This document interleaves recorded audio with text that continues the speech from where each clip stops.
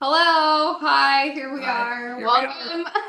Wait, here we are. This it's not that intense. Okay. Um, Wait, tell me where I can see like how many people are watching or you in a can't. chat. Oh, I Because can't? if people start chatting, you can see them there. All right, I need people to chat so I feel better Right. about Danny is gonna first of all log in and post everywhere that we're live because I have automated stuff that does that, but it takes a second for that to come through. myself. Okay. So that's People need to know. See, there's Danny. Okay. And that's what it'll look like. Is that Shouldn't have told me that was big Danny. enough I was for you to excited see? that there was somebody else.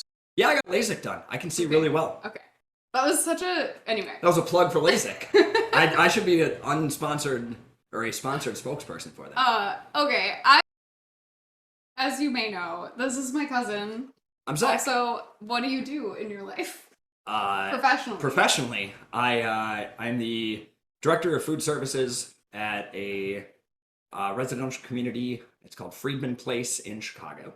And I don't know. I'm making this so like I don't like if personal. people know.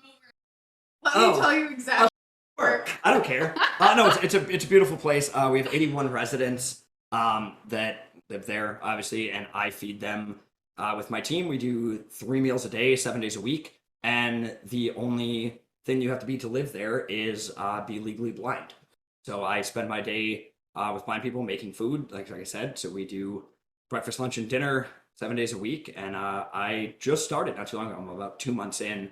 My background in culinary is pretty big, though. I've done a lot of restaurant stuff, mostly front of house, but over the last couple of years, I've transitioned to back of house and became a chef here and at my previous job. So I'm going to teach you how to make food.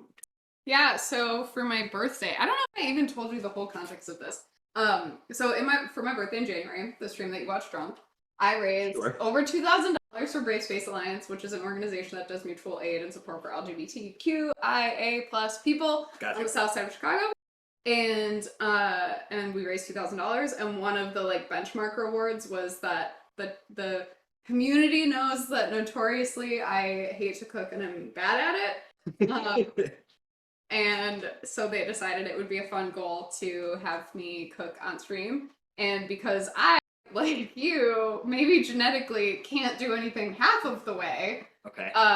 Now we're here today with this setup. To do this setup. So, it's me, it's my cousin, then also we have Danny will fly through at some point with a mobile camera show things. And then also running the stream is my cousin's wife, Ray. So shout out to Ray. And Thanks, Ray. Thanks, Ray. And Really putting that degree to use. And yeah, so I mean, usually for the first part of these anyway, I mostly just talk so that people like can come in and see that we're live and see that we've been hanging out for a little bit. I can talk. How hot am I on a mic though? I feel like I'm always really loud. You're fine. So as long as we're both the same amount, which I won't scream. Feels likely given. I'll try to talk naturally and beautifully. Should we do like acting scenes or something? I can get something for my reel out of this. No. I have so many cameras on me right now. I feel like that would be great. This is the most amount of cameras I think I've ever had on me in my entire life at one time. Okay. So how much money did you raise to get you to cook? I think it was the $1,500 goal. Okay. Maybe. Because, well, was it two? Was it the $2,000 goal? It was. So basically, the $1,000 goal, which I thought was going to be a big reach, was doing the Hot Ones challenge. And are you familiar with the Hot Ones? Not even a little. Okay, so maybe I should have done some research before deciding to come on this and do a live stream. It's better. Great, yeah. I'm very blind. Content. Yeah, so the Hot Ones challenge is like a thing that is like a YouTube television show by First We Feast. And they get famous people and they have a really good interviewer named Sean. And over the course of the interview, it's like the only show where like the wings are hot and the questions are hotter or something. So like they start with easy questions with low Scoville level wings, and then they go higher over the course of it. And then it's a hat. You'll learn. Oh, God. I just need to take it out of water before it sits there for too long. Does that sharpen your knives? Is that going to sharpen mine? It'll sharpen all of our knives. Wow, did you learn knives too? Yeah. Wow. We're not doing that, like I said, we're not doing this like We're going full production value. Oh, we're already. I'm just impressed that Claire knew what it was going to be used for. It's a whetstone, so it just needed to be soaked in water for about 10 minutes. Stuff sometimes. You know some stuff. Anyway, all right, great. I'm so glad we got that moment. This is just how it's gonna be. Anyway, go back to so first we feast. $dollars, and we had our friend Jeffrey, who goes by Zitrone on the internet. He is super charismatic and has eaten the hot wings before. And then I borrowed. You'll like this. I borrowed all of the hot sauces from Robert, who did the challenge on his channel. Shout out to him. He's not watching, is he?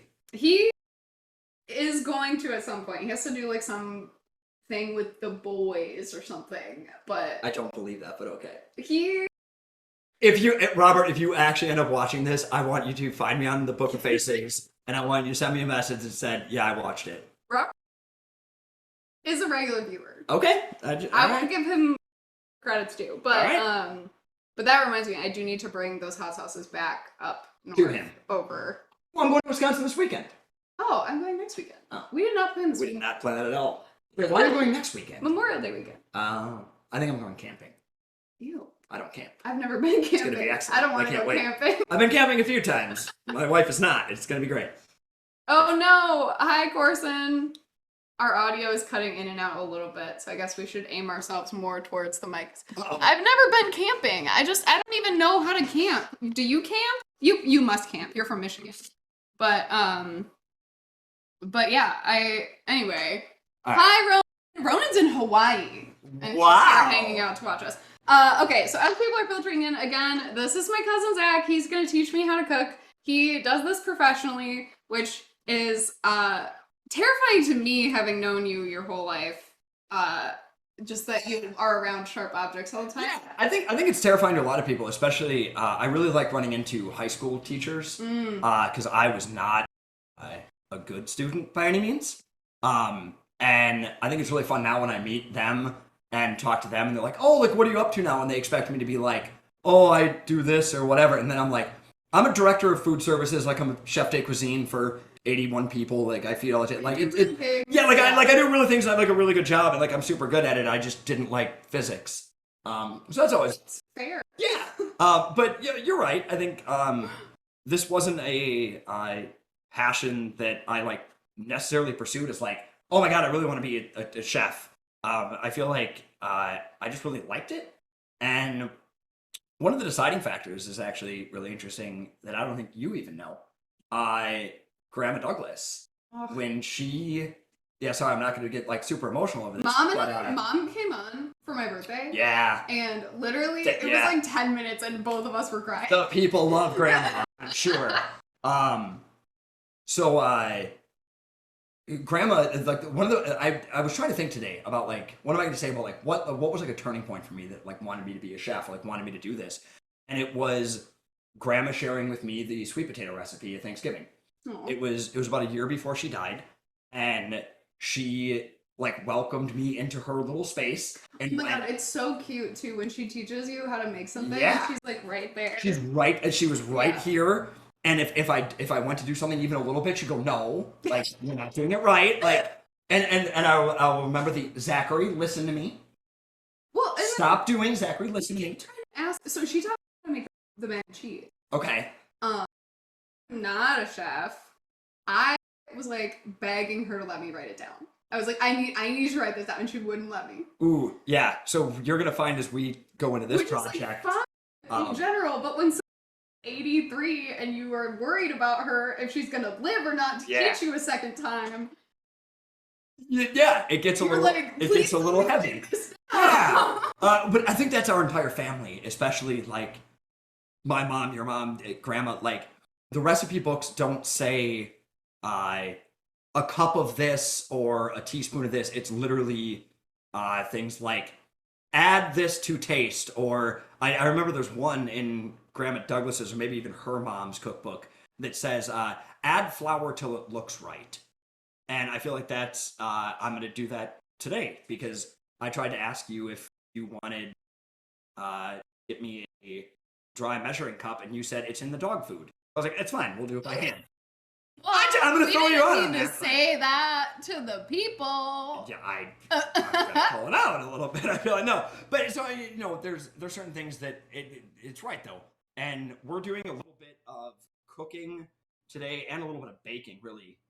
Do the people even know like what we're cooking, or are the people just kind of waiting? I think I put pizza in the description. Okay, so there's some pizza stuff. Yeah, so we're doing a pizza dough from scratch. We're gonna make the pizza sauce that goes on it, which is different than a marinara. I feel like a lot of people think that those are two in the same, but marinara and pizza sauce are a little bit different. And so we're gonna make our own sauce for it, and then we'll top it and throw it in the oven. But are you paying attention to the chat? Because you told me you would, and I'm not. I am. The audio I also fixed it in the Discord, so Corson, let me know if that's better or worse. And then Ray adjusted it on her end too. Can we talk about what a Discord means? So I watched. Okay, let me first come in. Do you want to guess? No, I don't even want to guess. But I want you to know that is the reason I sold you out for the dog, like the cup, was because you sold me out as being a little drunk watching your birthday feed. And it was but like the downside to this entire stream is it's just gonna get worse. It's gonna get worse. Like we're gonna, so we're gonna throw each other. So you were doing what, 12 hours? I think, or 10 hours. It was. Yeah, we ended up doing 12 because it was gonna be 8, and then they raised enough money to make it 12. Right. So you went 12 hours, and I was in it probably like hour 10. Like I mean, it was late into it. But I was like, hey, I want to check this out. I think I donated it too. You also were the first person to donate to this campaign. Okay, cool. Oh, no, I remember that. Yeah. Well, and that's, my family's going to watch this. Or our family is going to. Your mom won't. My mom will. Our family not great at the donation thing, so I needed to represent, I think, for our entire family. That's true. So Though, my mom does. Mom does, okay. But anyway, going back then, where were we? Something about... You were going to... You sold me out. Oh, but yeah. You're asking about Discord. Discord. Oh, yeah. So I'm watching it at like hour 10. And I'm trying to figure out what's happening. And I think maybe I just came in Jackbox? like... No, you were about to. Jackbox was one of the first things you said that I actually understood what it meant. So Claire's just like talking to the people and like waiting for the chat back. And it's like, do you like... Guys, send some stuff out. Like, do you want to do the...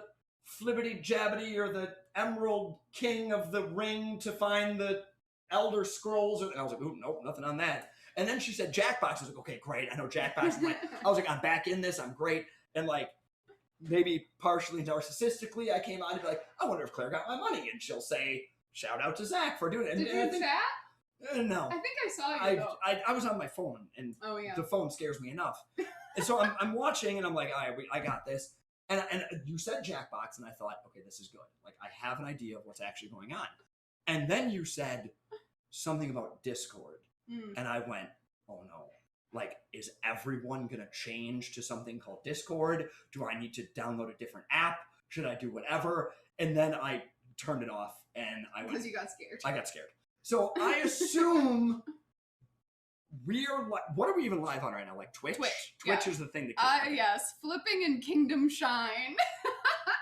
Discord is fun. Yeah, no, that means nothing, to be clear. The thing I first said means nothing. Discord is fun does mean something.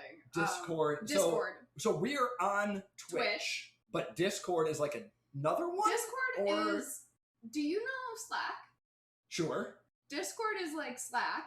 Okay. But, more nerdy video game tabletop people. It's also like a more social form of communication. So you can either join like... It's a chat room. Kind of, yeah.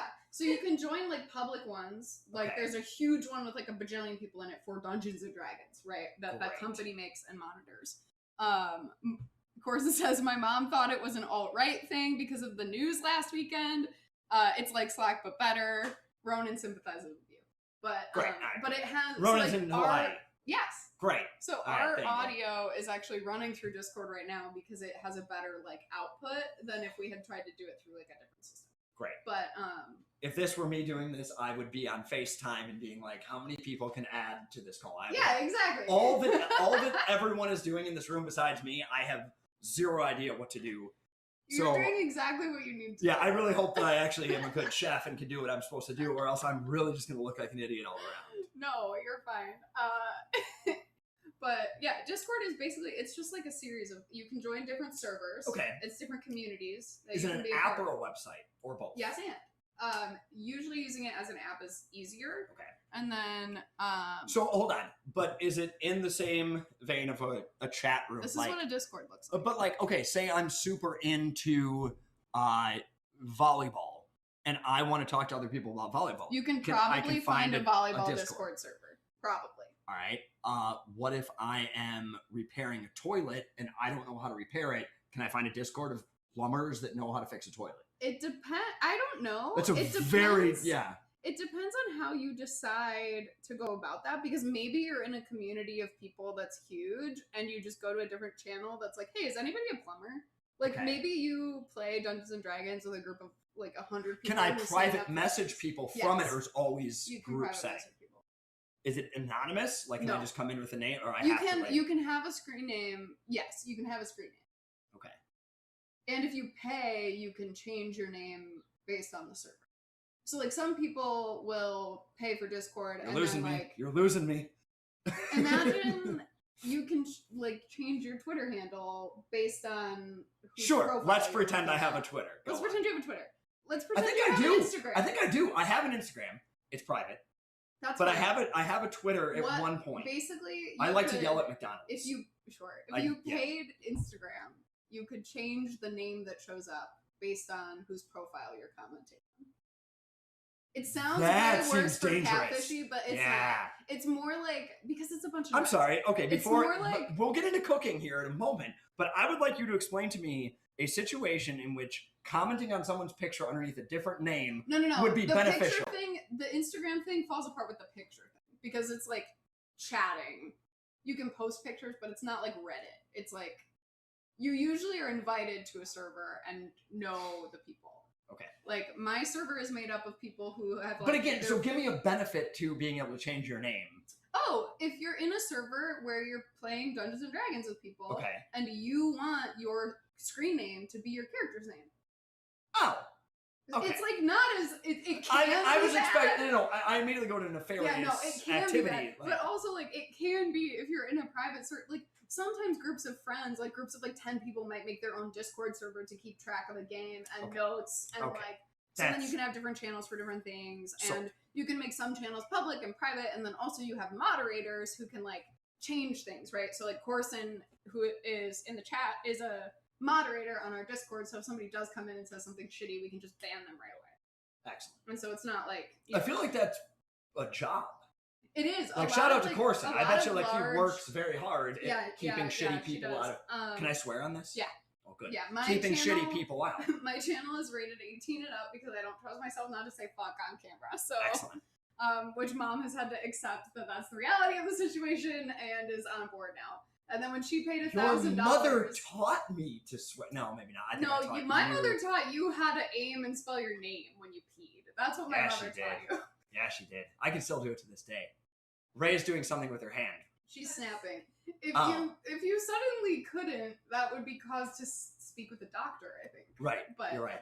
Okay, let's do something. Let's do something. Let's cook some things, I guess. All right. This isn't mine. This is a wedding present. Shout out to David Carter for a KitchenAid. All right. Fancy. We're gonna get our... Oh, no wonder I'm sweating. I forgot the water's over there boiling. Should we? Oh, yeah. Almost boiling. Do you want to go to this camera? This camera seems good. Great. All right. So, wait. Keep it off that camera for a second. Put it on me, because I want. It can be picture in picture with us here. Picture in picture. Great.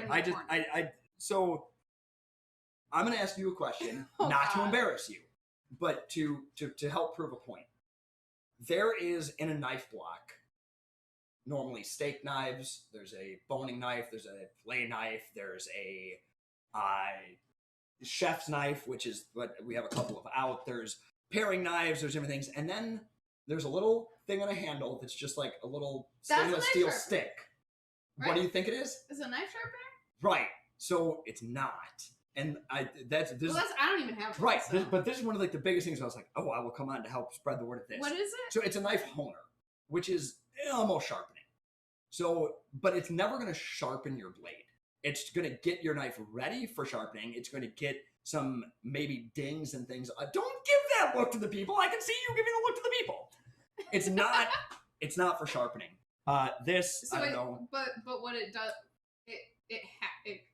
So if you were to like, it thinks about sharpening. If you were to like microscopically look, I'm heading over to the cutting board here. If you were to like microscopically look at your blade, there would be little imperfections and things in it. Oh, that was yours. Honer, yeah, this one's mine. This is a decent knife. Mine's really bad. Yeah, but there'd be little imperfections that will help create it's never gonna like sharpen a blade up. Yeah, okay. To be able to cut that it makes crazy. Sense. Okay, so part 2.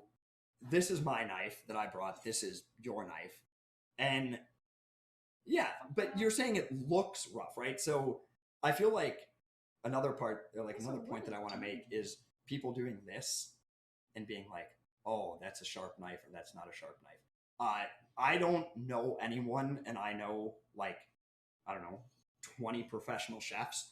I don't know anybody that can run their thumb like that. So anytime I see somebody doing this to check like the sharpness of a blade, it always makes me laugh.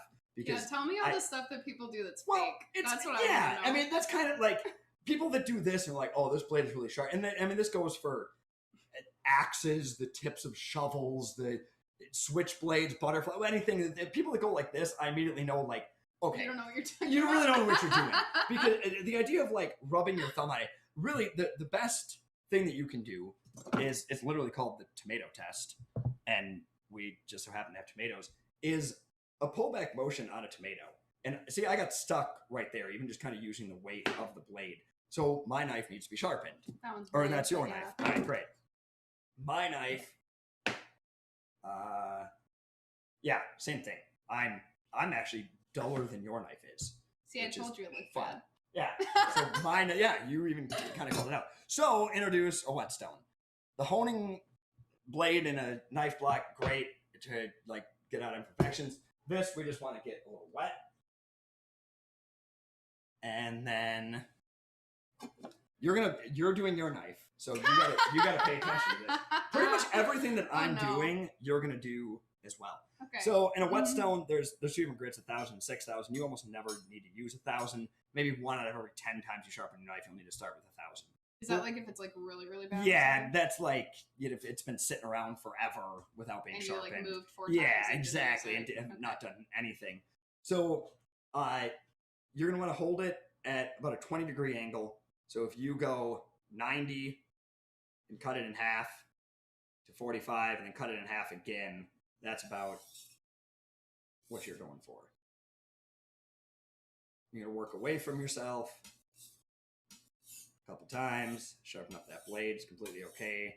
All those lines that you're seeing are actually little bits and particles coming off my knife. Now, also, should we have the cutting board that we're going to like... Yeah, I'll wipe it off. Okay. Yeah, you're fine.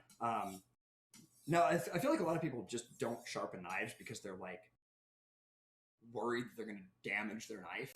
There's very little you can do to I mean, even if you come in at too harsh of an angle or you pull back instead of push away from you, like there's nothing. Yeah, thanks. Fix my. There's nothing that you can really do to screw up your knife blade. Okay. Like you would have to like almost intentionally mess with it, like go into attack to make anything happen to your knife. What if I put it in the dishwasher? Please don't ever put a knife in the dishwasher. I'm sure everyone does, but literally, like I this try knife, not to. This knife is a year old. It has never been. But have you ever gotten really sad? And sure. You know that you just like need to do the dishes somehow. Sure. Anyway, and doing it is better than not doing it. Right. Okay. So then you put it in the dishwasher. Not every time. So your logic here is to fix your sadness. Not to fix my sadness, to fix my kitchen. I'm probably gonna stay sad for a while. Okay. But I'm gonna flip you out and you do what I just did. I hope that wasn't on me as I did that. You're definitely not supposed to dry your knife on your chef coat, but I do. Yeah, you understand what a 20-degree angle looks like. I took math. I think I talked about earlier failing physics, so. Did you fail physics? I didn't fail it. I have a high school diploma. I guaranteed have my bachelor's. I've seen like I have a physical copy of a bachelor's I have degree. a friend who literally thought that she graduated from college and found out like 15 years later that she did not. Because they let her walk, and it was a first year English class that she had done the math because she was a theater school student at DePaul. I like that you're talking as you're doing this skill that you've just now learned to do while holding a very sharp object while making fun of me earlier. Am I doing it wrong? You're doing it great. Yeah. It's slightly terrifying to me as the only human near you while you're holding said blade. What do you think I'm gonna do? Stab you with it? I don't know. Maybe this was a plot for the first ever Twitch murder. No, don't go there because that's not the first ever, and some horrible things have happened. But I won't kill you on screen. All right, we'll call that sharp. We'll see. Are you supposed to do both sides or just the one side? Well, you're definitely supposed to do both sides. I kind of thought you had by this point. I did not. I remember that I don't actually know this skill. Yeah, right. Okay. So if you're really sharp at like my company, any other company I've worked for. Do it like the same no, I hire a company to bring in sharp knives because theoretically you should do this for like 25 minutes. And no, I don't have that kind of time. Yeah, fair. I'm not doing that. You're not doing that. The people watching. We did that with saw blades, right? Where you go and hire people because it sucks to do. Also, because I don't really think I would ever know how to do that. But all right, great. Very good. Yeah, I don't know. We'll see. Well, we're not going to run our thumbs up and down it to pretend like it's something, but we'll clean our blades off. You just burped in my face. I burped adjacent to your face, and thanks for calling it out. I was trying to do it casually. If this is a casual stream. What kind of knife is this? Oh, it's yours? Ronan asked. Claire's is... No. I don't know what. No, mine is from Sam's Club because my mom got it for me. I'm using a Misen, which is a French knife that was named after the French phrase mise en place, which means everything in its place. So like when you set up for kind of like as we set up for this, I put my tomatoes where I need my tomatoes. I put my oregano where I need it. I've got everything in its place. It was mise en place. And this was the knife company that I think that's what it's named after. Oh, there's a cat now here. Great. Nobody's listening to me. He knows it's dinner time, and I just needed to tell you that I'm going to feed him. So you're going to see me move in a minute. This was not in the pre-production notes, and I can't work under these conditions. Well, tell me more about the vamp. Tell me more about the food that you feed him. He gets a mixture of dry and wet food because he is a special baby. All right, knife tests. He's a very special boy. Oh, yeah. How'd we do? Mine was pretty decent. We'll see how yours did. Whoa, yours is very nice. Oh, thank you. Great job. Thank you. And I mean that. Sometimes I feel like I say things like literally and like honestly, and it sounds sarcastic. But I'm so like everyone knows me as being the most sarcastic person in the world, so sometimes it kind of switches around. Relatable. Do you have a compost thing you want this to go I in? do. I am a member of the Waste Not Compost community in Chicago. Also not sponsored, and but maybe if they want to. They're awesome. If you're in the Chicago area, I highly recommend it. They're really wonderful, and it's super affordable, and you just get a big bucket, and then you fill it up over 2 weeks of all your food waste.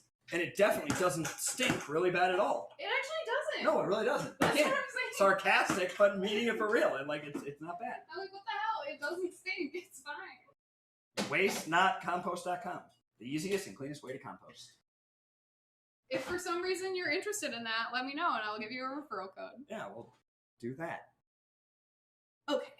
All right, let's start with actually. Also, if you have real questions for either me, who you see all the time, or Zach, let us know in the chat because we would love to answer your questions so that we don't just continue to make up what we want to talk about. We want to talk about what you want to talk about. I preheated your oven. I didn't know we were supposed to point at times. The camera? Cool, thank you. I didn't understand that. Or at me, or where. All right, what do you want to do first? Why would you ask me? I don't know. I'm just kind of seeing where it's going. All right, so we're gonna make a pizza sauce first. Okay. So I kind of mentioned earlier there's a difference between marinara and pizza sauce.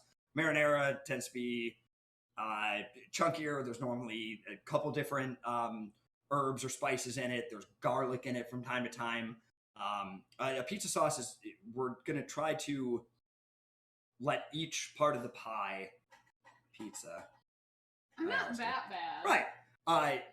Kind of have its shining moment. So like you don't want everything to just taste like the crust. You don't want everything to just taste like cheese. You don't want everything to taste like the sauce. So we're gonna make a lighter kind of sauce in a what isn't even Italian at this point. It's really more of like a Tuscan style. Tuscan tends to be like oils and things like that instead of like frying in butter and frying in like tougher food. So like a Tuscan style thing. So that's kind of pie we're gonna make. So we will start by caramelizing our onions. So we're going to take an onion first, and I'm going to cut off that end and cut off that end. Now, so here's a fun story. There is, I think it's Bobby Flay, maybe? There's somebody that does Worst Chefs in America. And Randy? What's that? No, it can't be. I don't know. It's on something or other, and I enjoyed watching it as a chef. And something that like hit me was this guy, like a bad chef, is in front of professional chefs, and he like cuts into an onion the way that I just did, and Bobby Flay goes, "All right, most people would peel it first," and I went, "Oh no, I've never peeled. Like I cut each end off to get into an onion easier." And I was thinking about that. That was weird. Yeah, and I don't know where I picked that up, but I didn't go to culinary school, so it was just kind of a thing that I remember happened. seeing. I think it was actually in a Dropout episode. Okay. Which is the streaming service that does the Dungeons and Dragons shows that I watch. Mm-hmm. Where they like it was a try not to cry sort of thing, and they had them all cut onions. And that was one of the ways that they ended up crying is if you cut it off first. Oh. I don't really cry over onions. I thought it was genetic or something like I don't know. DNA wise. It's like a whatever. All right, so I'm gonna cut the onion in half. So I'll do it the first time. You do it the second time. All right. Mm-hmm. I don't know how my cutting board looks. All right. Is there more than one onion? Well, no. There's. Oh, you're just two halves of an onion. Okay. So I have to emotionally prepare. I don't know how much. You're fine. I'm trying to see. So they'll yell at us if there's something wrong. Yeah, well, I want to say a couple of things about holding a knife because there's like this where people just kind of like grip it like a fist. There's this thing that I see a lot that I'm not really sure. I guess it's like a stability thing or something. Yeah, you're gonna want to like actually pinch it here to hold your knife, and then the rest of your fingers are on that actual handle. But really, the most of the work is where's the show it off, I guess. It's just, hold it there. And then you're good to go. To make sure you don't cut your fingers off, you bend your fingers in so you're up against your knuckle. Because now I know right where that knife blade is going. And I'm just going to make... but then you just put a finger down. Well, I'm not the greatest, I guess. So I'm just making some superficial cuts here. I'm not going all the way in. I'm not trying to create... individual slices out of this. We're going to dice these into the tiny little squares. Oh. So first I do those little cuts that way. So now when I come across the onion this way, we're going to get all these beautiful little pieces of onion instead of what's the other one? Julienne, which is like keeps them larger. So now I cut that entire onion up quickly. And now it's your turn. Face is excellent. What is right now? What is like the hardest thing you've ever cooked? Like you went, wow. Like I don't know, you do like meal delivery services or something sometimes. Like those are whatever. We do but like fresh. Yeah, but like they're easy something. Though. Also, I don't make most of them. Danny makes most of them. But like something that you actually went to a store, you bought all the ingredients from scratch. And made at any point in your life? Emotionally, the mac and cheese, because my mom had me make it for Christmas. Also, it is not the least complicated thing I made, you know? It's kind of complicated for what I do. In college I used to make like a meal that involved like did they just yell for help outside? No? Okay, great. Oh, okay, great. Just generally, I like to make sure. Generally, yeah. All right, come on in. Here, you dice up an onion now. I used to make like Italian chicken breasts and mashed potatoes and asparagus. Does that count? Okay. Yeah, absolutely. That counts. This is just where I do this. All right. Well, I would start. Go back to your about like 20-degree angle. So the way I do it is. You start on the side. Yeah, I cut on the side, cut into about there, stop, and then come up. That's a good spot. And then do it again. Do it again. I didn't do this. I didn't even do it. You know, it's funny. Like right after I said it, I realized that my hands were out because I teach chefs all the time to keep their knuckles in, and I try to keep it together. Well, can I tell you? I usually cut an onion in half, peel it, and then go this way, and then go this way, and then cut it down, and that's how I dice an onion. But how long does it take you to do that? Well, no matter. My point is, this doing, is a faster. So now, no matter what I do is once you get to that halfway point, switch. Yeah, turn around. Yeah, just do it again. I mean, no matter what I do with a knife, it takes forever because I'm terrified that I'm going to hurt myself. Listen, the thing is, like, back to even when we were sharpening, like, you don't apply that much pressure. Doing something like this, you don't apply that much pressure. It's people that, like, really, you hear that noise, and it drives me crazy. Like, when you're just using a knife, use the weight of the knife.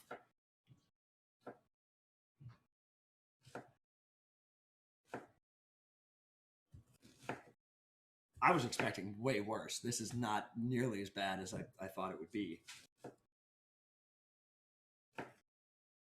You can stop there, too. I leave the ends of it a little bit, too. Now you got to pick through all that, though, and find some of your pieces and your superficial cuts that weren't, actually turned into little squares, and just get rid of those. We'll put them in your compost pail. You don't just cut them up? Well, you can, but I mean, we have so many onions in a full onion. Oh, this recipe, maybe half an onion, but we'll use them all. We'll just have a little oniony sauce. Okay. All right, you good? Mm-hmm. All right, we'll take a handy cam, I think, at this point, because we're going to come over to, is it a handy cam? I don't know, steady cam? I just said mobile. It's definitely not steady. It's a phone. All right, good. Well, whatever it is. So... Here is. Oh, I'll wait for it, I guess. Yeah, well, because we have a stove wide too. Yeah. So people might well, I don't see know. both. I realize. I mean, they can maybe. This is the picture-in-picture motivation here. This is the motivation. It's coming into fruition. All right. So here's again, not trying to make fun of you or call you out on something, but I would like to know what you think the difference is between sweating an onion and caramelizing an onion. Time. Yeah, basically. And what are the ones sweating that we're going is for? Shorter. Yeah. And caramelizing is longer, and it gets soft. They both get soft. Like sweating an onion is going to make it softer too. I'm not getting the phone. Oh, we're not getting the phone. Uh-oh, people. Hang on. Hang on. What a crisis.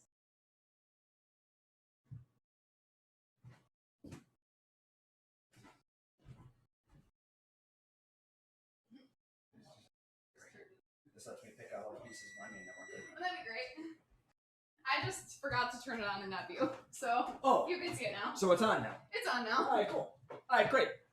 You didn't miss much, folks. We pushed some onions into this pan. I put some extra virgin olive oil.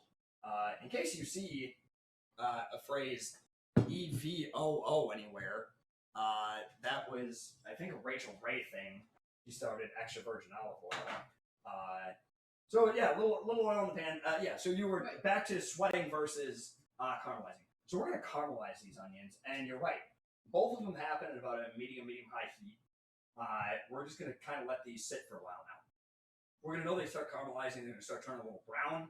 A huge point that I want to make is, please, for the love of God, don't add sugar. It's so many people out there, and I've seen it in different kitchens, different people that I go to. I've seen restaurants even that will add sugar to this process. Onions have sucrose, they have glucose, they have fructose. Like there is enough natural sweetness that is going to come out, and a red onion even more so than a white onion. We're using white here, but there is going to be a significant amount of sweetness that comes out of this. I'm not going to add sugar. If you add sugar to this, you add sugar. You're not going to see sugar at all tonight, because that's like a Papa John's. I think that's their like sauce is super sweet. They just throw a bunch of sugar in it. It's good. I'm not going to say I don't like it. It's a different kind of pizza. We're making a little bit more of a traditional style. So we're just going to actually just let these sit. Our water is boiling for our tomatoes, which is our next step. You can certainly skip this entire next process by opening a jar of pizza sauce. By opening a can, yeah. That's what I would do.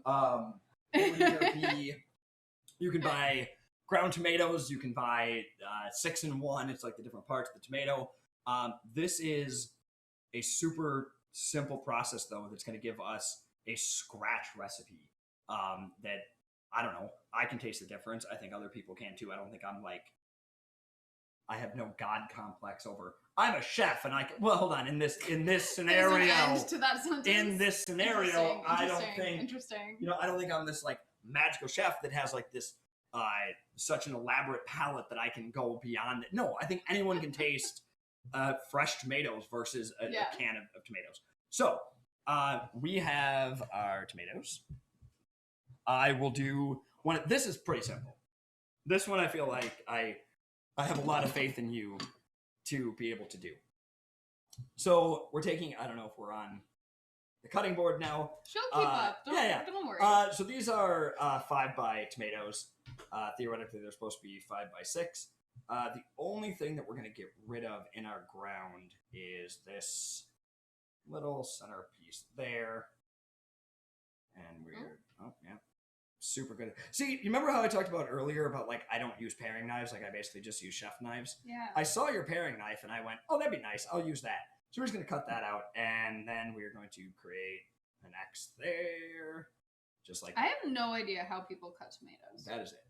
What do you mean, like a slice? Like when they tell you, like, I really with the HelloFreshes, I've been working on dicing tomatoes, and it's a whole fucking thing.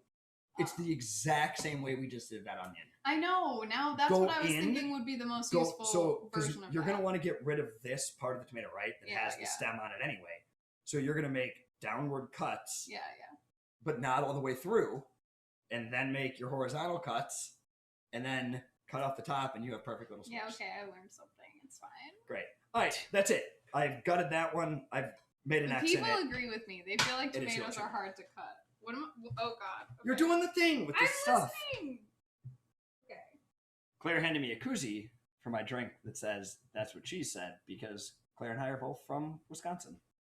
Fun fact. Oh, go ahead. Oh, no, you give a fun fact. Well, my fun fact was going to be that somehow in our adult lives, we ended up You're not carving a pumpkin. I am scared Jesus after Christ. you failed to get it out. I failed momentarily. I've never done There, that. all right, that's great. No, that was perfect. All right, what was your story? Sorry, I didn't cut you off. Oh, we live closer together now than we did growing up, and we lived very close together growing up. Correct. And that's crazy. Yeah, that's really cool. And it's just We've had, I went really far. You're fine. We've only lived this far apart for a couple months, but we have had we've seen each other more than dinners, when we both a lived game in night. Chicago Like, yeah, for we've 5 years had at the same time. Yeah, we certainly had some fun out of it. No, my fun fact was, and it's not a fact, it's a question for you, and really a question for. Oh, well, don't show the ceiling. I'm not going to. This is. It's never been so well lit in here. I'll push this open to the chat too, if anyone can tell me this. So we're from Wisconsin. We're Wisconsinites. Mm-hmm. You can break that down maybe to Illinois being Illini or Illinoisans. So Illinois. Okay, so and then you have Minnesotans, you have Michiganders. You so this whole area has something. New Yorkers. Okay, so you have Rhode Islanders. So you defeated my point, which was anything to the northeast. What do you call somebody from Connecticut or Massachusetts? New Englanders. Yeah, but specifically, don't they want to be their own thing? Wasps. What does that mean?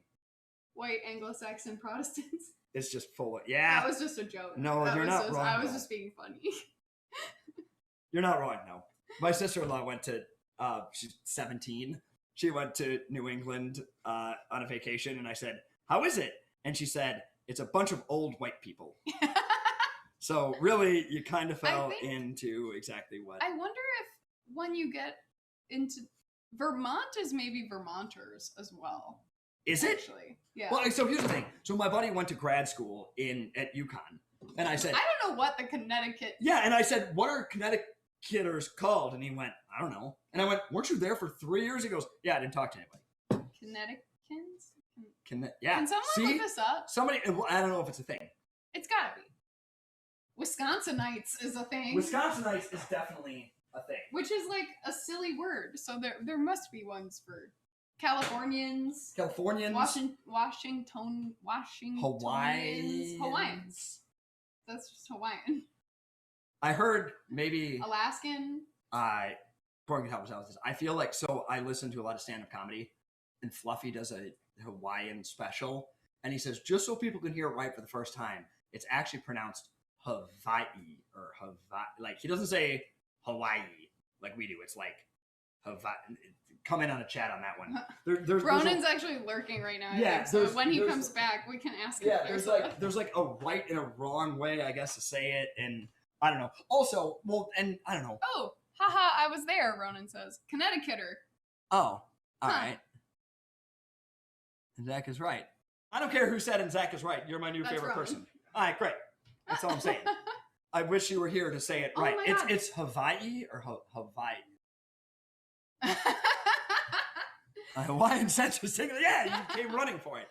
Ronan also works in film, so. Oh, okay, great. You guys would actually get along really well. You will enjoy this then, because I work on film sets as well, maybe a couple times a week when I'm not doing chef stuff.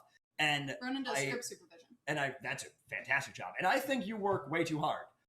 Ray and I were just talking about how a script supervisor has way too much to keep track of. Anyway, the point of this is, so Claire and I were setting up, and she was kind of showing me her layout, and I said, can we get the laptop camera moved up a little bit? And she goes, yeah. And I said, just grab an Apple box. Genuinely in my human apartment. And this man looks at me and says, can you just get an Apple box? Because I thought maybe I should have watched more of your channel. Do you have a channel? Yeah. Are we on a channel? We're on What's a it channel. called? Claire the DM. But it's not all DM stuff. I know. I need a rebrand, but right. I don't have a good name yet. So if you can think of things. Maybe. I'll work on it. But anyway, so I asked for an Apple box in heaven. I'm going to take these tomatoes now and put them in boiling water. Great? Okay, great. Great. He says, a man after my own heart. Some of our W's we pronounce like these. Oh, okay. Yeah. Hawaii. Yeah, okay. Tomatoes are going into boiling water. This is going to take 7 minutes or so. We're going to keep an eye on it. We're going to watch for the skin to start peeling back from the tomato. Okay, great. Oh, Danny's coming in with the handy cam. Yeah, one job. You got it. We've talked on so long that my water level has gone down significantly, but it'll be okay. Yeah, it will be completely fine. We're literally making family dinner. It's not. I kept trying to be like, it's not that deep. Like, it's gonna be okay. Can we just talk for a moment?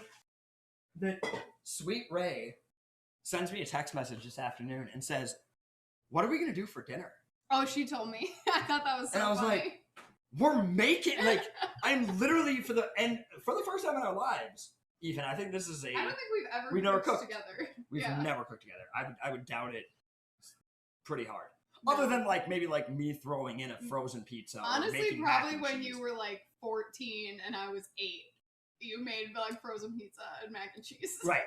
I don't think the condo in Florida. I made a SpaghettiOs. Oh my god. That was, you know what? Yeah. Screw the whole Grandma Douglas thing made me want to be a chef. That was. So Claire and I were like our family. We weren't 14 and 8. Zach does photo stand-ins, and what else do you do? Oh, he asked if you did crafty. Oh no, actually no, I don't. Yeah, I do stand-in. I've done photo double stuff. I'm currently working on Justified season 6 is filming in Chicago. So I stood in for Timothy Oliphant and Norbert Leo Butts, who I found out after I met him and was talking to him. He's the original Fiyero from Wicked. The original guy who sang Dancing Through Life. I don't know anything about any Me either, people. which was great for me to be on film sets because... Yeah, because you never get starstruck. Yeah, I meet these people, no idea who they are. But yeah, so I do stand-in stuff. I've done some stunt work. I've done background work. I am in case anyone knows anyone, currently seeking representation for an agent to I get know some someone, but speaking only in role. LA. So yeah, So so That's a I, tragedy. you know, it's a passion that has just never gone away. I love cooking. I love what I do. I love all my residents are like family at Friedman. But yeah, I definitely they're be so in sweet front of a camera. also. So here we go. I'll bring it over to the cutting board camera. I don't know if you can see colorization, but we're definitely starting to get turn brown. some caramelizing in some of those onions, which is great. Back on the stove. We're gonna crank up our tomatoes and let those go, and we're gonna start working on our pizza dough. Get rid of all these. All right. I don't know the best way to do this. Should I try to use this camera? I'll use this camera. No, it'll be fine. I can build it underneath this, and then once we start mixing it, you can come on in. Cool. All right, great. I'll be around. Stand-ins are fun. He just hangs in. He does. Yeah, you know. So here's. Sorry, I'm gonna get off on a tangent because I like That's your fine. friend. What's it? Ronan. We have Corson, Corson. Ronan. Ronan. Two totally separate Ronan people. works in film. Yes. Ronan. So I find you work on film sets. Most of the time, stand-ins and backgrounds are just idiots. I have my BFA in theater performance. I've worked professionally. I've worked on a lot of film sets. And a lot of times I'm treated like an idiot where I'm like, no, I understand like what you're asking. It's not that hard. But most people find it very difficult. And that's why. Yeah, IATSE's in Chicago. Also IATSE Milwaukee, is, yeah. New York. Lots of places. Lots of places. Hey, do you have a scissors? I have in the... Oh, yeah, sure. These are shears, but they'll work. They work their scissors. system. And they're right there. And they're right there. Regular All right. scissors. Did you steal those from your mom's? That's like the scissors we had growing up. I mean, probably. Pretty much everything in my apartment has been given to me by my mother. Yeah, that's fair. Or All right. purchased by me. We're like the love going sack. into, I don't know what camera is best for this. They'll figure that out. Yeah, you figure that out. One of the things that I always like to tell people when I make my pizza dough is that I don't use any water. There's no water. Oh, this explains why these beers have been in my sitting recipe. here. Yeah. So any type of lager, a brown lager, a honey lager, anything like that works. I'm using Moosehead out of Canada. Using a can opener to open it, Claire. I see that. You can use a can opener I did actually know that. to open thing. Okay. I thought I'm that. sorry. I was waiting for that to be like a big reveal and be really It is- exciting. I think it's a big reveal. I should have acted better Right. because I knew that. We'll but try I again bet later. other people. Maybe other people didn't know that. All right. Ronan asked if you're in SAG, and also I do feel like I should say it's ZACH, just to put it out there. Oh, it's on my. Let's go to this camera. Ooh. Can you see it? I He's have. gonna show off. I made a company pay to embroider my name on a chef jacket one time. I would love another beer. It's hot in here. It is really warm. I don't know if you understand that. Okay, so I don't write down any recipes. If you want a copy of this, you're gonna have to listen to Claire and I ramble on for an hour plus, because I don't write it. I'm giving you a highlight for a shandy. What do you? Shandy. You don't want the champagne of beers? No. Or I have a Guinness, but that seems like it Ooh, would be that seems really heavy. That seems real wrong for this situation. Yep, Leinenkugel, Chippewa Are you in Falls, SAG? Wisconsin. I am not in SAG. I have done a SAG commercial, getting one Taft-Hartley. So that means I need another two to become full SAG, which is really hard in Chicago. Warm? I am warm. Do you want to take your chef jacket off? Oh my God! This wasn't set up at all. No, well, I'm just seeing the sweat Well, on your so I neck. asked Claire earlier, I said, so what are we raising money for or doing today? And then I found out, and it was something I think I had first donated to when you said this is what I'm doing, and I went, great. And I don't want to get super started on the topic because I will never stop, but yeah, like, your choice. I have no say or right over it. I'm just here to be kind of like... Turns out we should have rights. Funny how that is. Okay, bye, Ronan. We'll see you in 30 minutes. Thank you for the lurk. Funny how... What is it? You and I were talking about Funny how a dead body has more rights yeah. than they are attempting. Anyways, real quick shout out on the shirt to Strange Cargo oh, yeah. in Chicago. On Clark. Yeah, they moved up to 5100 block of Clark. When I bought this shirt, they were donating to the Texas and the Leslie Fund for because all the Texas stuff was coming up. Now they're switching over because of recent news to donate directly I think it's 100% of proceeds. It's a $10 shirt to the Chicago Abortion Fund. Awesome. So go support them. They're awesome people. I knew them really well. I actually lived next door to their store when they were further south, like just south of Madison.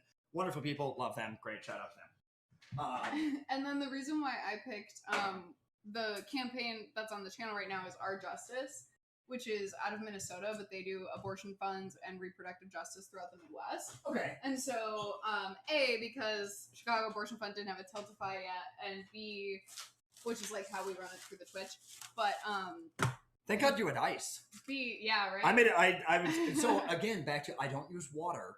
Right. Anywhere on my recipe, there's beer, and I'm gonna throw in. I mean, technically. Okay.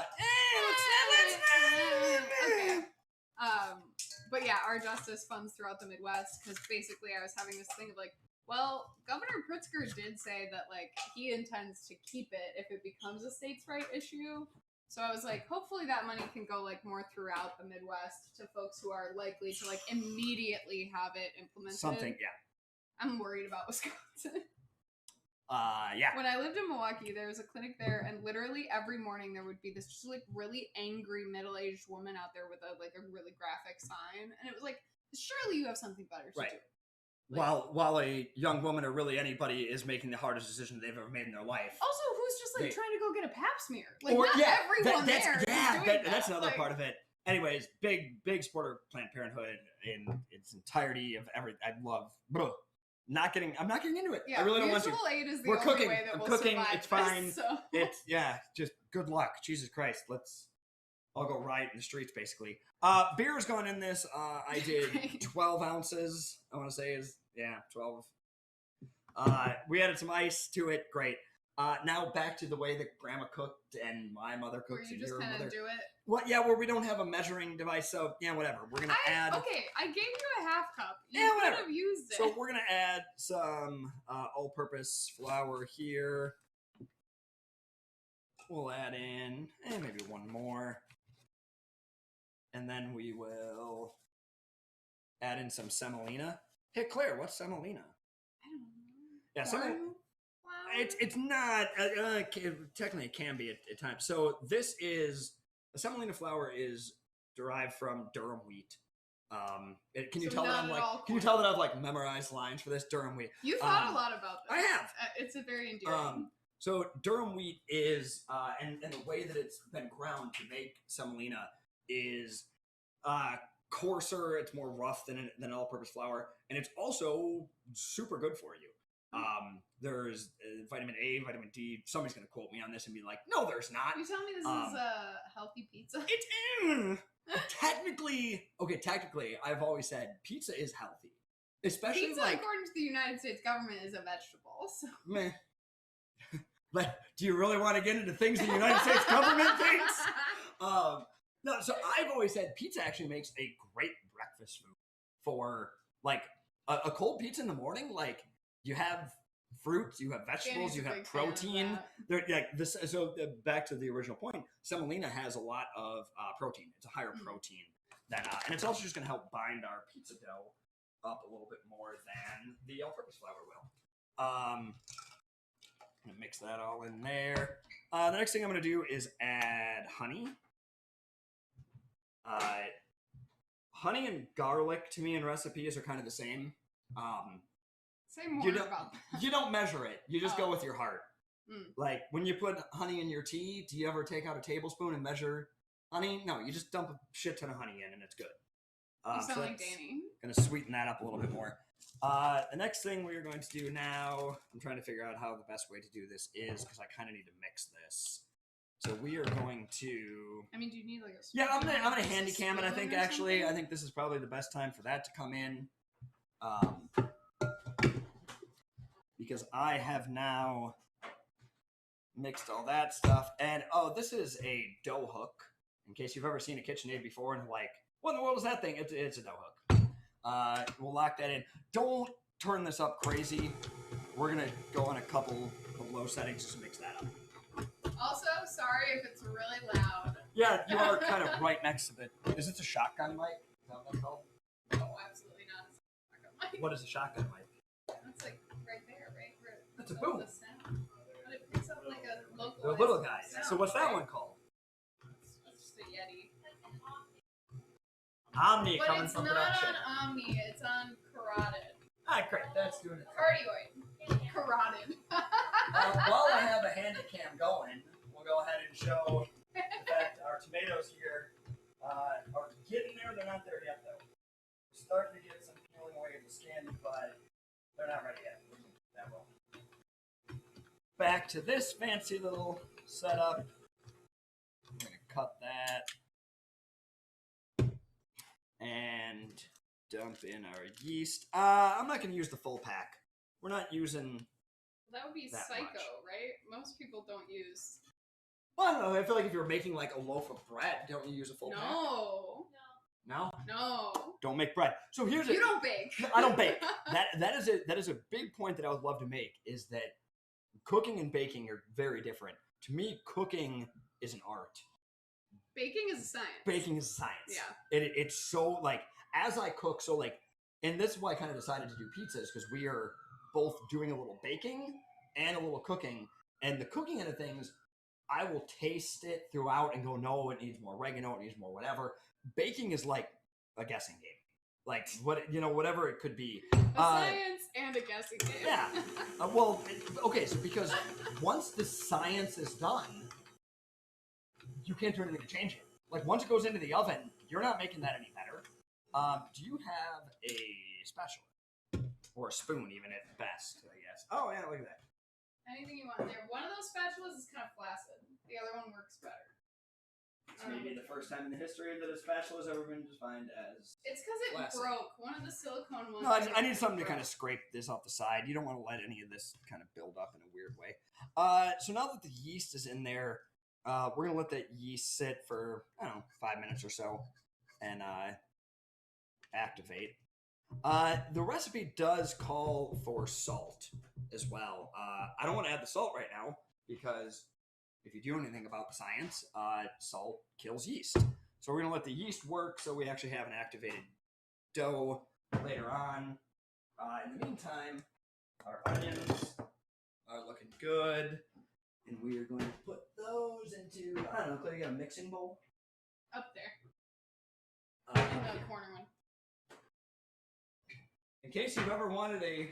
I'm short, okay? Everything... No, I just find it fun is, like, I feel like most of the time you stream, it's in that corner. It is. And that's what people know of your place. Yeah. And now they're getting, very like... revealing of my habits. Is it weird for you? I Do you sit most of the time? Yeah, I said to Danny earlier, it's really weird because I have never streamed this much of my body. Oh. Like, I had that feeling, I was like, what shirt should I wear? They'll actually see the bottom half of it. Like, it was very You've weird. literally never stood? I don't think so. Like, when did you start doing this? 14 months ago, because Danny must have gotten his 14-month subscriber badge. But Oh, for real? but yeah, so I mean, most of it was Dungeons and Dragons at first, so I was sitting. I really miss running games in person because I would stand a lot when I DM'd in person, and I realized like running things virtually for so long now that I'm not doing that anymore. Sure. But so it was that, and then but it's so funny because for today and then also next week, another reward stream that we're doing, Joyce and I are gonna be hula hooping. You haven't done that yet? I feel like that was forever ago. Well, so we made challenge. the promise in January, and that was the, like, I think that was the 2K reward, was to get Joyce to hula hoop. Or maybe that was 1,500, I don't know. But Joyce hates hula hoopers. Thank you so much for not welcoming me onto hula hoop. I mean, I feel like I could do it, but I would not want to do it in a public forum. It's that Joyce hates hula hoopers and also doesn't really hula hoop. Tell me more. And so it's there's like gotta be. She'll do the whole thing. I'm now going to become Thursday. Yeah, I'm going to become a subscriber now. Yeah, to Joyce, I need to know. Use your Bezos bucks. Why do you hate? Do you hate hula hooping, like the verb? Or do you hate hula yes hoopers? I think it's yes and. Excellent. But I can't wait for this. So It's fascinating. You can use your Bezos bucks to subscribe, and I get free money. Tell me more about what a use it. Bezos bucks is. Do you have Amazon Prime? Probably. Someone in your life has Amazon Prime. There's certainly someone that I steal. Amazon Prime, you get 1 free Twitch subscription per month, and you can just use it. And for free, you can subscribe to me, and I'll get that money. Ah, fuck you, Jeff Bezos. Exactly. All right, I love it. But yeah, so today we went and got this is a little preview. My mother. She's left me alone on camera. It's gonna take 2 seconds. Oh, she has hula hoops. My mom. She has hula hoops. I'm not gonna hula hoop. Okay. My mom brought this one down. I remember this from 1994. It used to be a different color. Born in 95. I think it used to be blue. No, that was a different one. This color was blue. Well, yeah, but there was one that used to be completely blue. Oh yeah, no. And I this don't know one, what happens to the other ones. And then this one, Danny picked up today. Is it heavy? It's it's heavy. heavier. That's heavy. And this one, like, you can like snap these like fitness ones, like snap together so that the real hula hoopers, they'll bring their hula hoops with them when they like travel, and you can like break it all down and it goes in a box, and then you have your hoop. That's what I use to teach kids. That's what Ray uses when she teaches kids. I don't understand the world anymore, but that's okay. Isn't that wild? I've hula hooped. I am not an active hula hooper. Yeah, you're not. I mean, it's also like a fitness craze that has existed. Like, it's cool. But yeah, so educational content. Yeah, thank you. Really, when people ask me what I learned about this, I'm going to be like, Claire has friends in film production. She has a friend in Hawaii. Those are the same person. Yeah, I know. But give me a second. I'm trying to, I learned that Claire can sharpen a knife perhaps better than I can. I've learned what Discord is. Yeah. Like, this is a learning, like... I learned how to cut a tomato. You learn how to cut it, well, technically, an onion, and then... And a tomato. You basically just cut an accident. But I learned from the onion I will carry to the tomatoes in my life. Something else. That's probably fine on the yeast, especially because I already have pre-made dough ready to go. We can handy cam this, question mark? Probably. That seems like a better idea. So this part comes down to a little bit more of the guessing game on measuring. I'm just going to start adding flour and semolina to about a 2-to-1 ratio, 2 to the all-purpose, 1 to the semolina. And we're just going to let this rotate up into a dough. How are we doing on time? Do I need to speed up or slow down? I know nothing. All I know is I have to be at work at 5:30 a.m. tomorrow. Just live your life. Just live it, you know? Just live. Just live. It's casual. It's cash. All right, great. Yeah, that's turning into a dough. Again, I'd love to be able to tell you that there's a recipe on this, and I can be like, let it mix for 9 minutes. It doesn't matter. It looks like dough.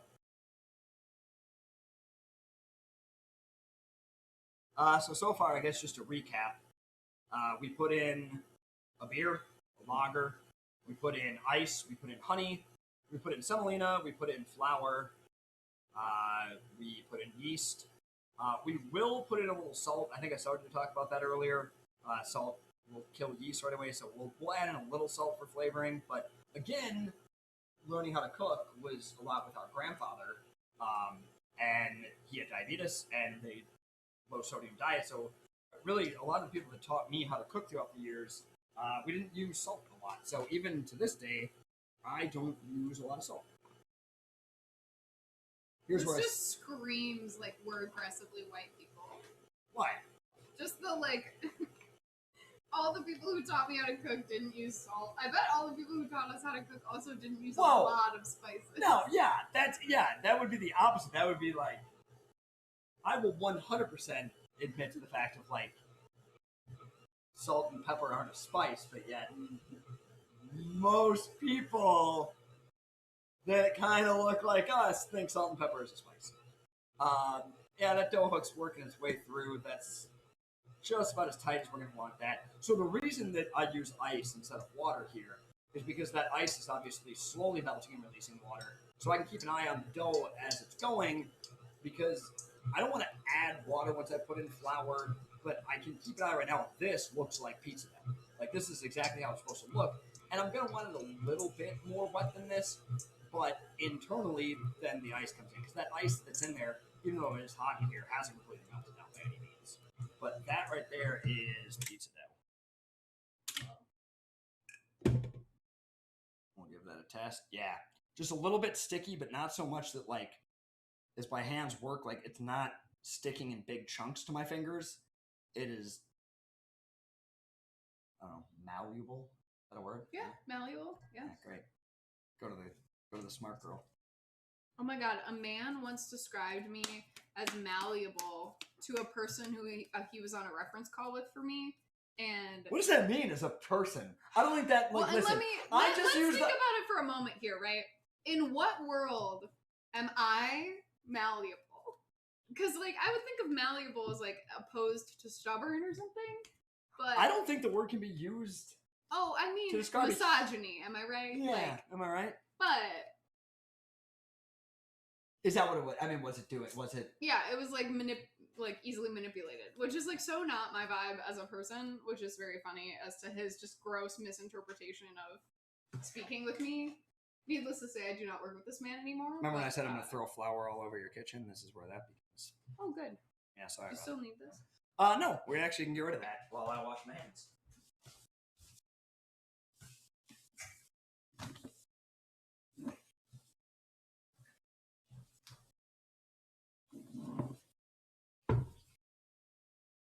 I do know Friday night streams are tough for, how do I lock this to make sure? Right side away from you. Right, left side, but no. Well, no. Yeah. Well, it's left side. Normally you look at a mixer, you don't come from behind. I don't know. Ooh, boy, is it warm in here.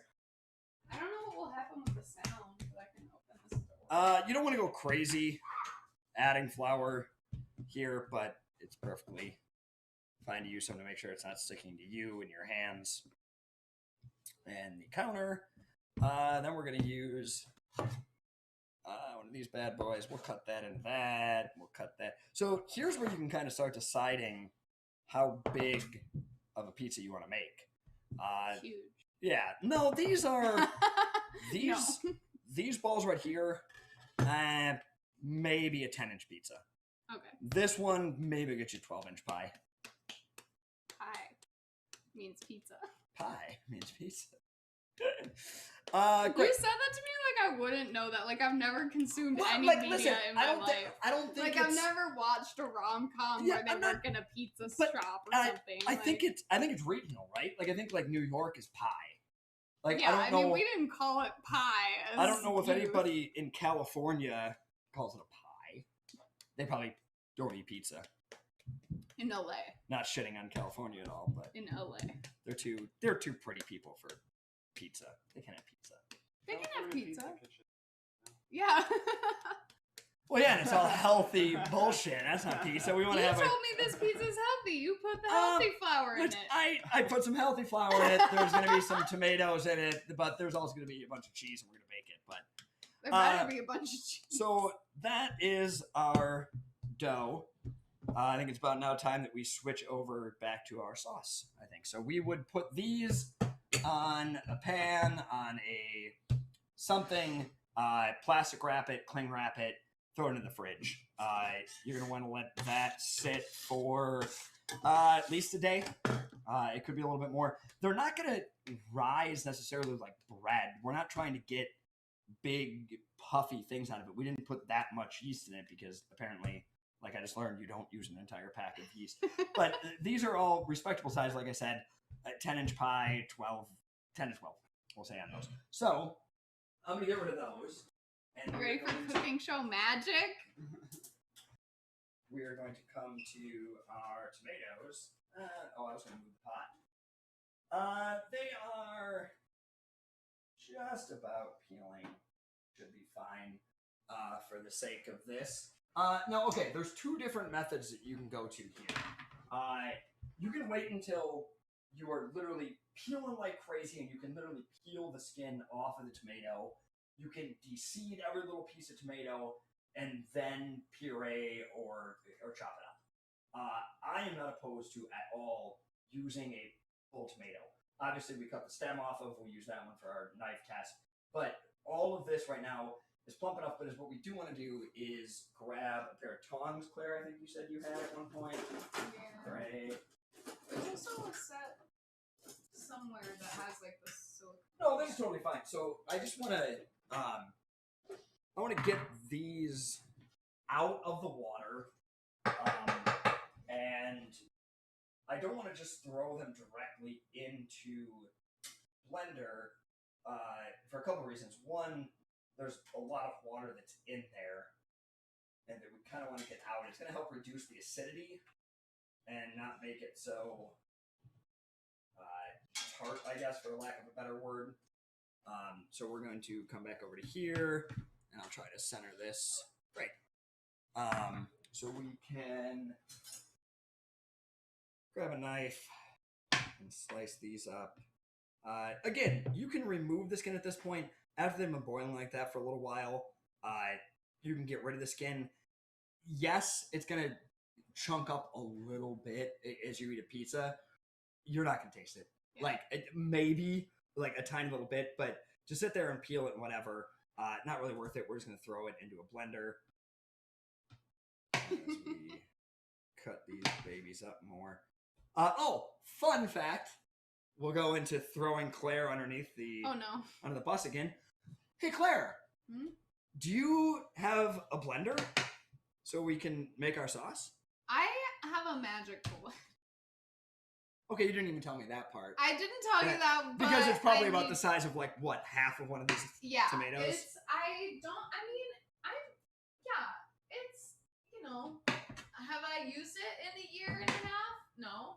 I think Marie Kondo would tell you to throw it away. I bet she would. But did I get that name right? I really went. I went out on a ledge there. I'm not gonna lie. To double check. I knew. Have a blender. I didn't even look. Yeah. I gotta tell you, I didn't look because I've never used them. Chop all these up. The people want to know if they're super hot. Yes. Probably. They literally came out of boiling water. I have very little feeling left in my hands from just touching so many hot things. Like, I don't know if you can see the steam coming off of them, but yeah, they're super hot. They literally came out of boiling water. I don't have fingerprints left. I will be getting into a life of crime as soon as I can. Don't announce that. Oh, whatever. This is on the internet. I'll put this up on the YouTube afterwards, so it's easier for people to watch. I think I'll take Danny now, maybe, for a little bit closer of a shot on this. He wants a replacement co-host. No, not even. It's all men now. It's only men. Only men to raise money for abortion. Meanwhile, the women are the one who set the stream up. The women are the one who ran the stream.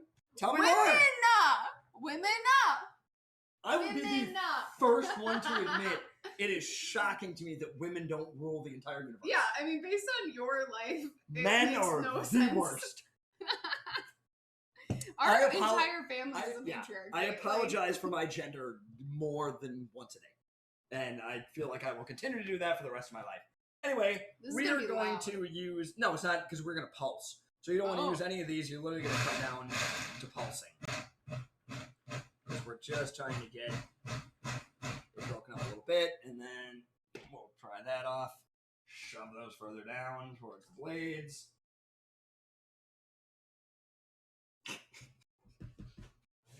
Not a sound bite right on it, is there? It's a horrible sound.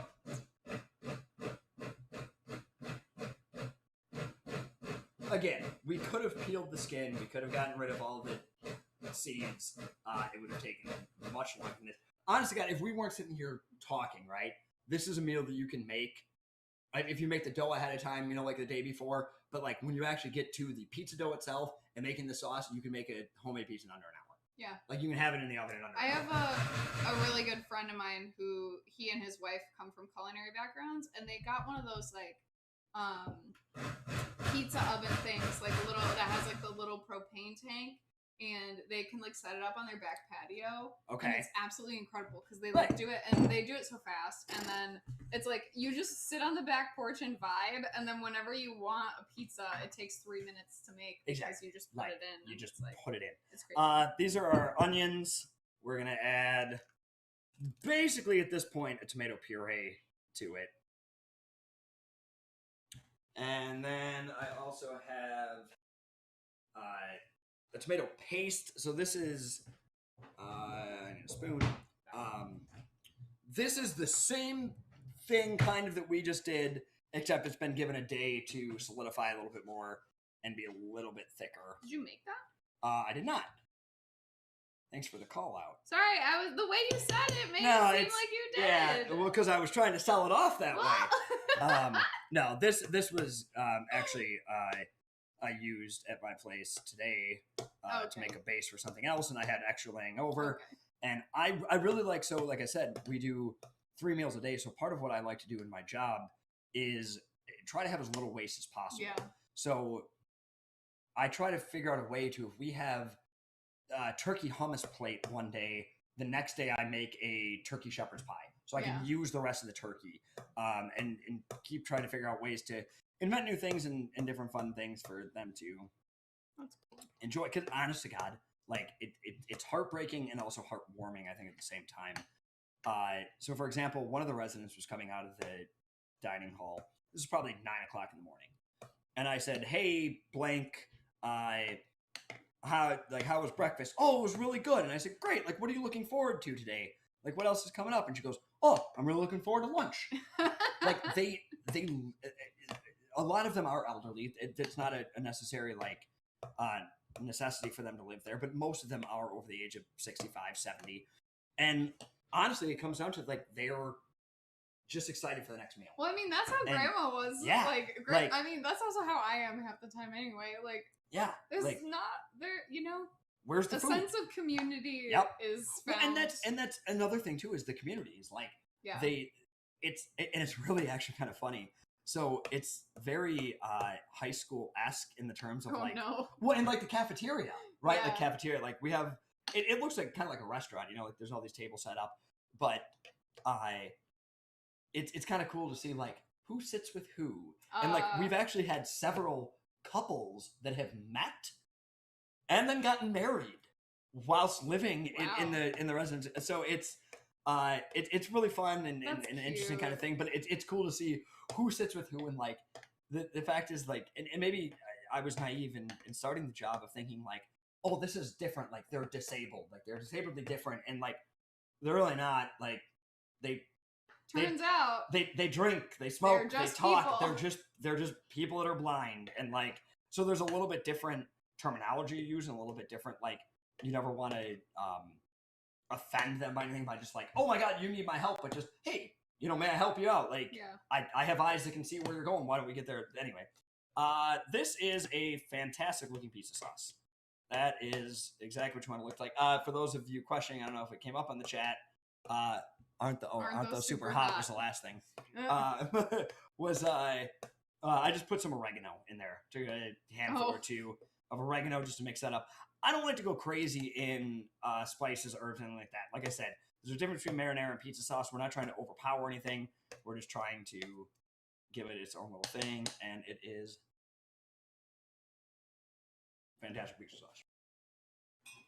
I am my biggest fan in cooking. That's true. For sure. Actually, I don't know that you are your biggest fan. I think your mom might actually be your biggest fan, which is remarkable given the situation. She's a fantastic cook. Yeah. Which is insane to me. I mean, she did own and operate a cake decorating business for a while in the 90s, but like, I need to call out my mother for not showing up. Danny, can you actually text my mom and be like, "Claire told me to text you and ask why you haven't come through yet"? I refuse to work until she comes. Are you kidding me? My Aunt Annie has not been watching this whole time? She didn't watch anything. I have been playing this entire time to her. We're on a hiatus. She made like a big deal about it too. She was like, she's grumpy today. I don't know. Dare know you, the Tammy dogs J. were all How sitting outside. She was having a nice time. Don't out my her whole middle name How and everything. but do we share middle names? What? Well, we share middle name. Well, hers is Jaye. Oh, Mine is God. Jay. Do you want to know a fun story? Here, we'll tell this fun story while we wait for my Aunt Tammy to join the chat. It wasn't until I was maybe 17 years old that I knew what my middle name was. What? Yeah, so my brother's middle name This is not food now. was also Jay, like the initial J, meaning James, Oh. my father's name.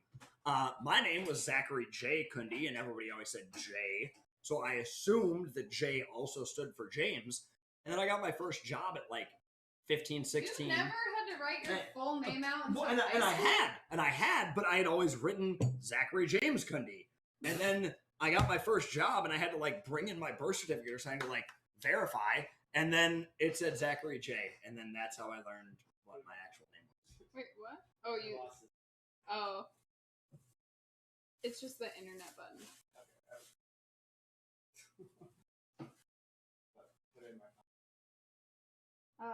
Amazing. I did. Great, thank you. I just also texted her and said, "Where are you at?" I'm sure that'll go over really well. Okay, let me show you this button. Yeah, and it'll open it up. I've now grabbed dough that I made before. Oh, you didn't even do like a little reveal of your. Oh, you can reveal. Look at this baby. That's my real reveal. This beautiful boy. Ow. Thank you. Okay. I also have the reveal. I don't know if that's helpful. I don't know what we're on, but I lost the mobile. We lost the mobile. Oh my god. Hang on.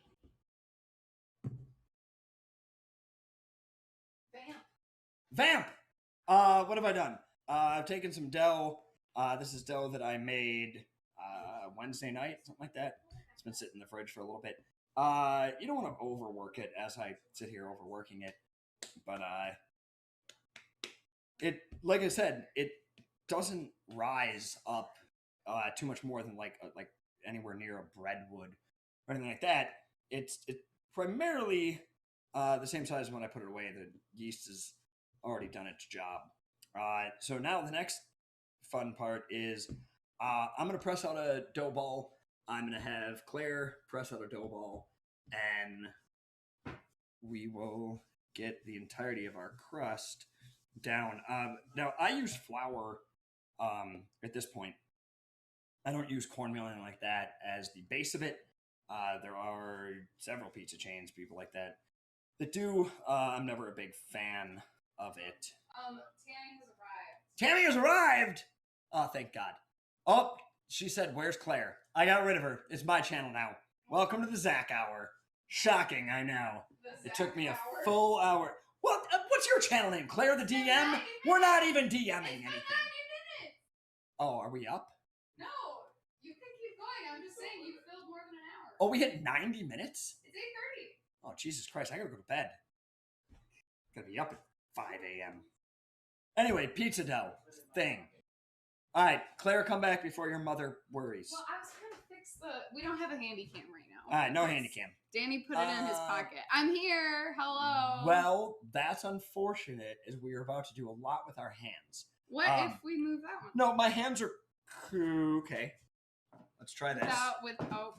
No, we're untaping it. We're doing the whole thing. I'm sorry. Don't are we put doing it this in the again sauce. tomorrow?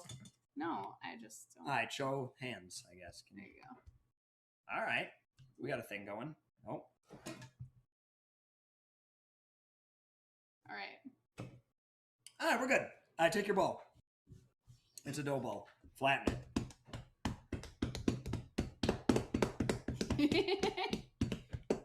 What are you laughing at? Oh, you're both so cute and pink, my mom says. Love the stash. Thank you. Thank you for calling attention to it. I auditioned for a show, stage play, that I thought the character would look good in a mustache, and it turned out the director also thought so, and now I have callbacks that aren't happening for a little while, and I have to keep the mustache for a while. Keep flattening. Go to town. Like, you're trying at this point to start making it look like a pizza. Oh, okay. You can do this thing. Take your fingers and put a bunch of... Yeah, there you go. That's going to help. Oh, I know what the most up those complicated gluten thing I've ever strains. cooked is. Okay. During the pandemic, that same person who I was talking about, Matt, and his wife, who are culinary background individuals. Sure. who I go hope to they're not theater. watching now. I don't think 'Cause they a are. lot of the but things I'm I've gonna done tell tonight Matt that aren't we really did great. this and see what he says. But Matt and Robin, his wife, over the pandemic, did this thing with a bunch of their friends where they would do Zoom calls and like make dinner together. Okay. And Matt and Robin taught me how to make gumbo. Oh. And so like I made like a roux. That's Could a I thing. remember what a roux is? Not entirely, but Flour and water. I Look, ripped mine big time. you ripped yours bad. I did. Well, the fun thing about pizza is, just start over. So the fun thing that I didn't think about when we started this was that it's like 94 degrees in here, and I left my pre-made dough out on your kitchen table instead of in a cooler. Yeah, so now it's So it's gonna be a little bit flimsier than what I'm used to working with. Team Stash. Who says that? Danny. All right. I should take a poll. Can you do a live poll? Yeah. How many people are watching? Not enough to do a poll. Oh, okay, rats. Thought it'd be fun. I put it. Pro stash, no stash. Yeah, well, I put up a thing on my Snapchat. To like 10 Oh yeah, people. my mom was there for that Zoom. Oh thing. yeah. And Yeah, Danny, can you blast us on socials again? I can't believe it's already 8:30. Damn, I talk Because you're a lot. having a great time. I told you not to worry about it. Of course, I'm having a great time. I'm talking. I love being me. Oh my god. I think there's like, well, God, I don't know who said it. I'm gonna sound like an idiot now because I'm gonna try to quote something that I don't know. But it was like a wise man never talks, or like a wise man is always listening. Does anybody know what I'm talking about? You got 2 ears and 1 mouth, so you should listen twice as Yeah, much as like you're talking. it's like a person who talks is never learning, right? Like you can only learn if you're Ray's listening. really enjoying hearing you spitball about how you should talk less. Right. How's your stretching coming along? It's good. All right, do this now. You're gonna get to this point. You make it a little more like a circle. You're not as What much. if I want an abstract pizza? It's a little. There you go. All right, now go to She's where abstract. go to where I'm at. So you just want to start feeling out the dough, basically, and stretching And to let its. gravity do the work. Let gravity do the work. Now, if you do get a little hole, I don't know if we're on this cam, if this can see this. I'll move it up. You can, like, the surgical process to repair dough is real easy because you can just literally cover any holes.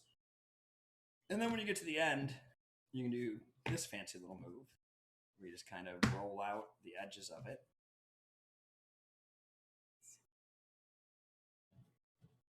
Like I said, this dough is super soft, which is I fine. was doing so well. You're doing great. Somebody clip that. Just you doing great. Yeah, there's this thing called clipping where they can take parts of the stream and like make it last for longer, right? Because a lot of the time streams like this, unless you put them somewhere else, go away after a certain amount of time. Oh, I was doing this for syndication. I mean, you can. I wanted it around forever. I'll highlight it and put it on the channel. Keep it forever. I mean, I'll do the same thing like I did when Mom and I talked, where I put it on my YouTube channel, Sure. just as an archive, basically. All right, that's not too bad. Just ripped it How dare you? boldly. All right, I got This a is pie really up. sticky. Do you have? Oh, yeah, it's more flour. Do you have more flour? I Do say. you have more flour? Hiya. He came because he wants us to make him dinner again. Let gravity do the work. LOL, she says. Now she's in the chat. Now she's here. now for it. she's here. Tammy. I'm on YouTube. She says, yeah, I sent you the link. This isn't news. Was that my aunt just figuring out that she's out Yeah. there? Yeah. I wonder how much she would pay to keep that quiet. I think it was a really great conversation. Remember how I said I was going to watch it? I didn't watch it yet. Oh my god. I do completely believe that it was an amazing conversation. I think we might do another one sometime. It was very pure and wholesome content. Was it like podcast style? Were you in the same room, or it was No. over? She was on. We did Facebook video because I couldn't get her to learn how to do anything else, so we did Facebook video. And then she basically said her address, and I was like, I'm gonna delete that from anything before I keep I'm it. gonna delete that from existence. Oh, I'm out there, she says, exclamation point. Danny says it was very heartwarming. All right, great. Here's a perfect example of a little, where's the camera at? I want to make sure this can be seen. All right, great. I have fudged in my dough and made this little hole, but you can just, it's just that simple. Oh, Ronan's back. Dough goes away real quick. Hi, Ronan. Welcome How's your back. pizza dough coming? How was Oh, your you got a meeting? little bit of an oval going. I'll I show Claire know. here a bit. She's like, But- you know. You know, the fact that you can flip it over like that is a great sign, actually. Oh, good. Yeah, it's looking good. It's not going to be a circle. We're gonna have to come out later, I think, because I didn't bake a pie ahead of time. So this is like, I don't have anything. I don't, you know, like the. Oh, were you Like, yeah, like we were like, we'll put this one into the oven and then you take another one out. I don't have we'll that. just have to vamp. Like, you're gonna vamp for 25 minutes? 25 minutes? It's gonna take them a minute to clean a pie. Yeah, to cook I'll a pie. vamp. Shouldn't it just be like super hot and then you cook it for like 5 minutes? Well, I was actually trying to debate on that of what even to set a temp to, because I did. So I had a, As hot as possible. yeah, when I ran a pizza place, we had this like big Oh. one that went in a circle, basically. But I kept that baby at 500 degrees, Yeah. so I could cook a 12-inch or an 18-inch pie in like 5-6 minutes. But a little conventional convection oven like this is not going to do the same job. It can get up to like 450 in there, I think. Just set it on cleaning mode. It'll go Just up to broil it. yeah, it'll go up to 1,000 degrees. Well, broiling just makes it have top heat. I was just... it's just making banter. All right, you know what? Oh, that was my dough. We'll use yours. What? Come on in with yours. Your dough is going to go into our... She looks kind of funny. That's okay. I can hear my neighbor getting home. I can't wait for you two to make pizza for me. One of the... Well, and Zach's honestly, gonna be home this weekend, there's- so he'll make it for you this weekend. There's no shame in this joke, I feel like. Ooh. But I don't know. There's a shame in a lot well, of your no. jokes So sometimes. the interesting thing is, I've worked in fine dining, and I've worked, you know, like where you really got to make things look amazing. Working with blind people, they don't really care what it looks like. Like, as long as it tastes good, they're fine, and they like that joke. Like, all right, just make sure. Yeah, fill in little pieces I'm like worried this. about You just want it these to be ones. too crazy thin anywhere, because it'll just burn. You know, Yeah. your sauce is gonna come in. All right, grab a spoon, probably just like a Did tablespoon. you want like a big spoon Ah. or like a? You got a ladle? Ladle would be great. Yeah, I got Yeah. a ladle, but This is there's it's also kind like of a a weird serving ladle. spoon. In No, there, this will too. work. So we're going to. I'm gonna come into this cam here, I guess. She thinks. We're gonna take this bad boy here. Plop that right in the middle. Spread out our sauce. Can this go in the oven? Yeah. Oh, I thought it was plastic. Wow, I really didn't touch it when I put this in there. Oops. If anybody's been actually listening for an hour and a half to us yap on, the whole idea is to like create equal flavor, right? Mhm. So there's a lot of honey in the dough that's going to sweeten it up. There's the oregano and the onions in the sauce. It that's smells gonna... really good. Oh, good. Should I be concerned that I can't smell right now? No, I you're got it. just I got it. stressed. No, You're you're fine. stressed. We all took Um, oven tests today. Everyone was negative. Yeah. I'm gonna take. So I use mozzarella and provolone. 50-50 mix of it. You can really put on whatever you want. I'm not a big fan of yellow cheeses on a pizza. That makes sense. Yeah, I don't know why.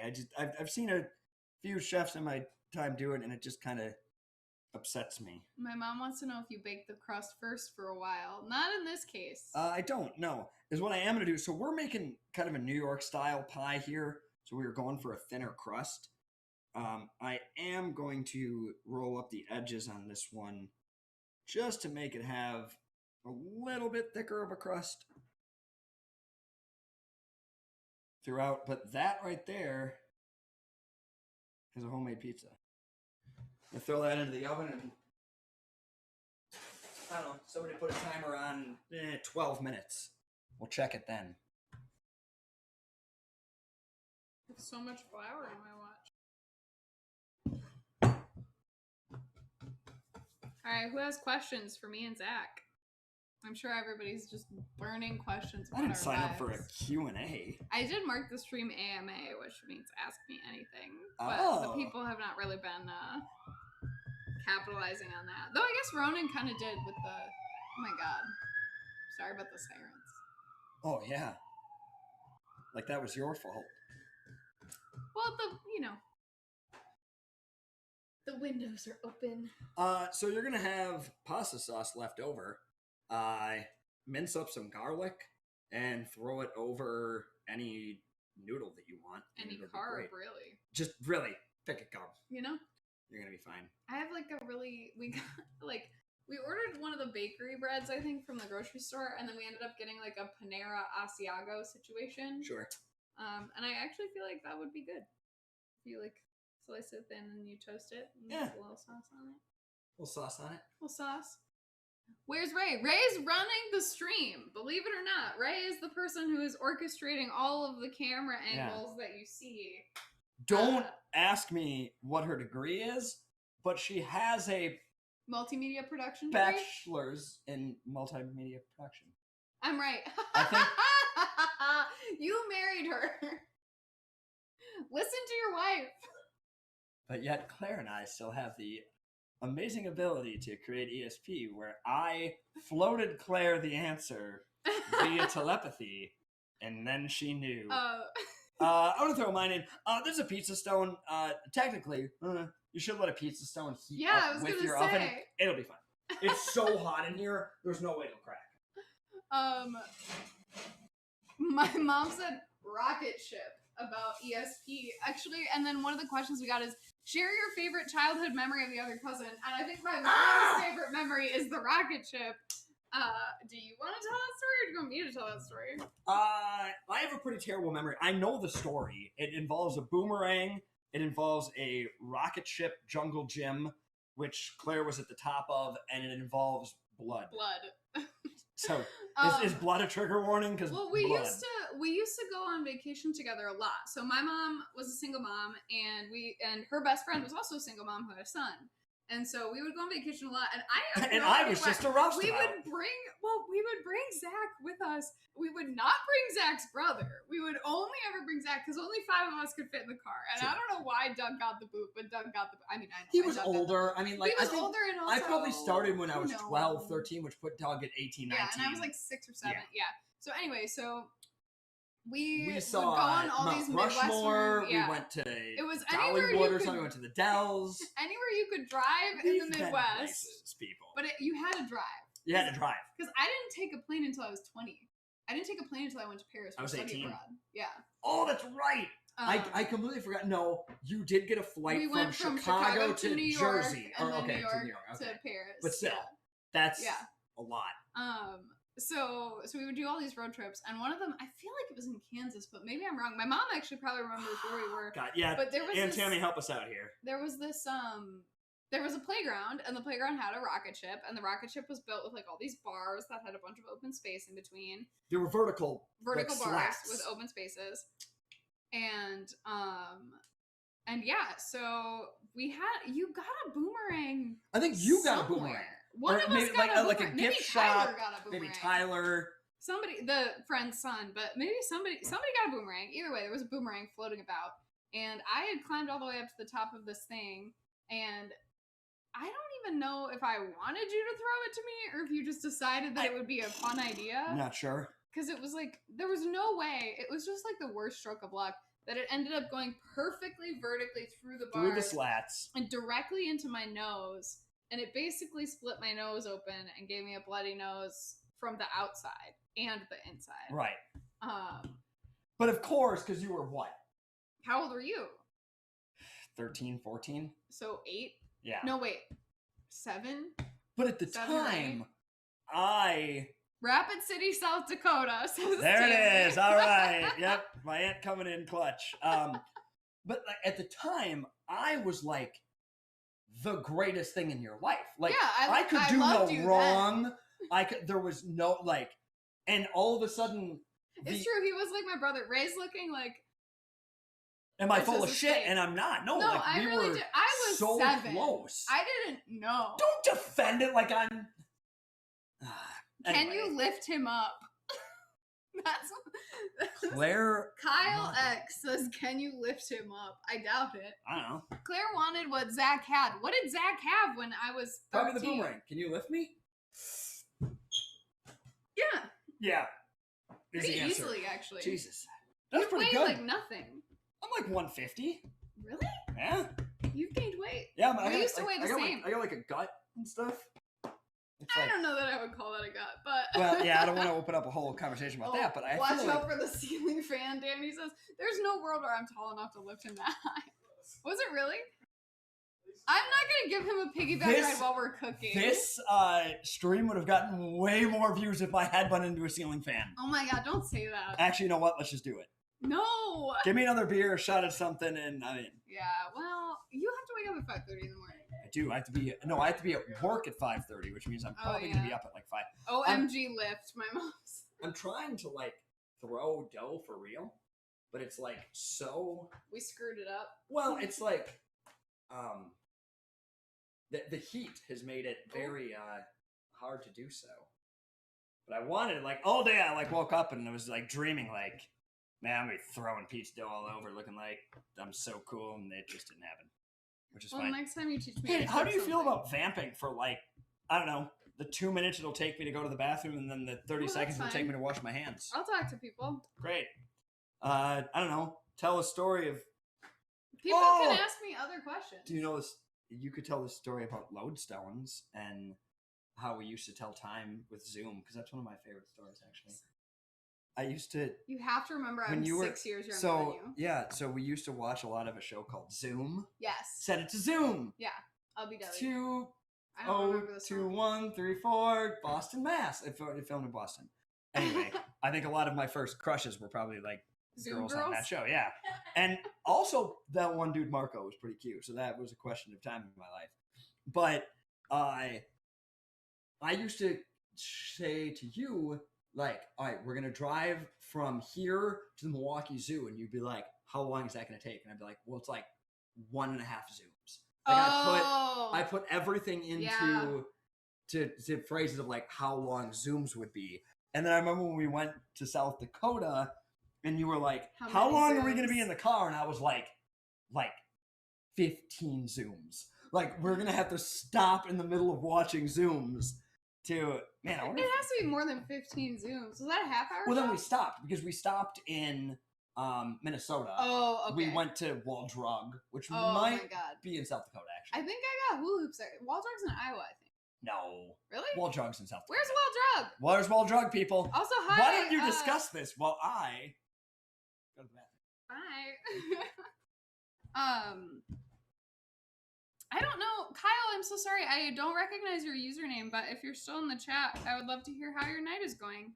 And welcome in. But yeah, I don't know that I have grandma's favorite road trip with the bear poop. Oh my god.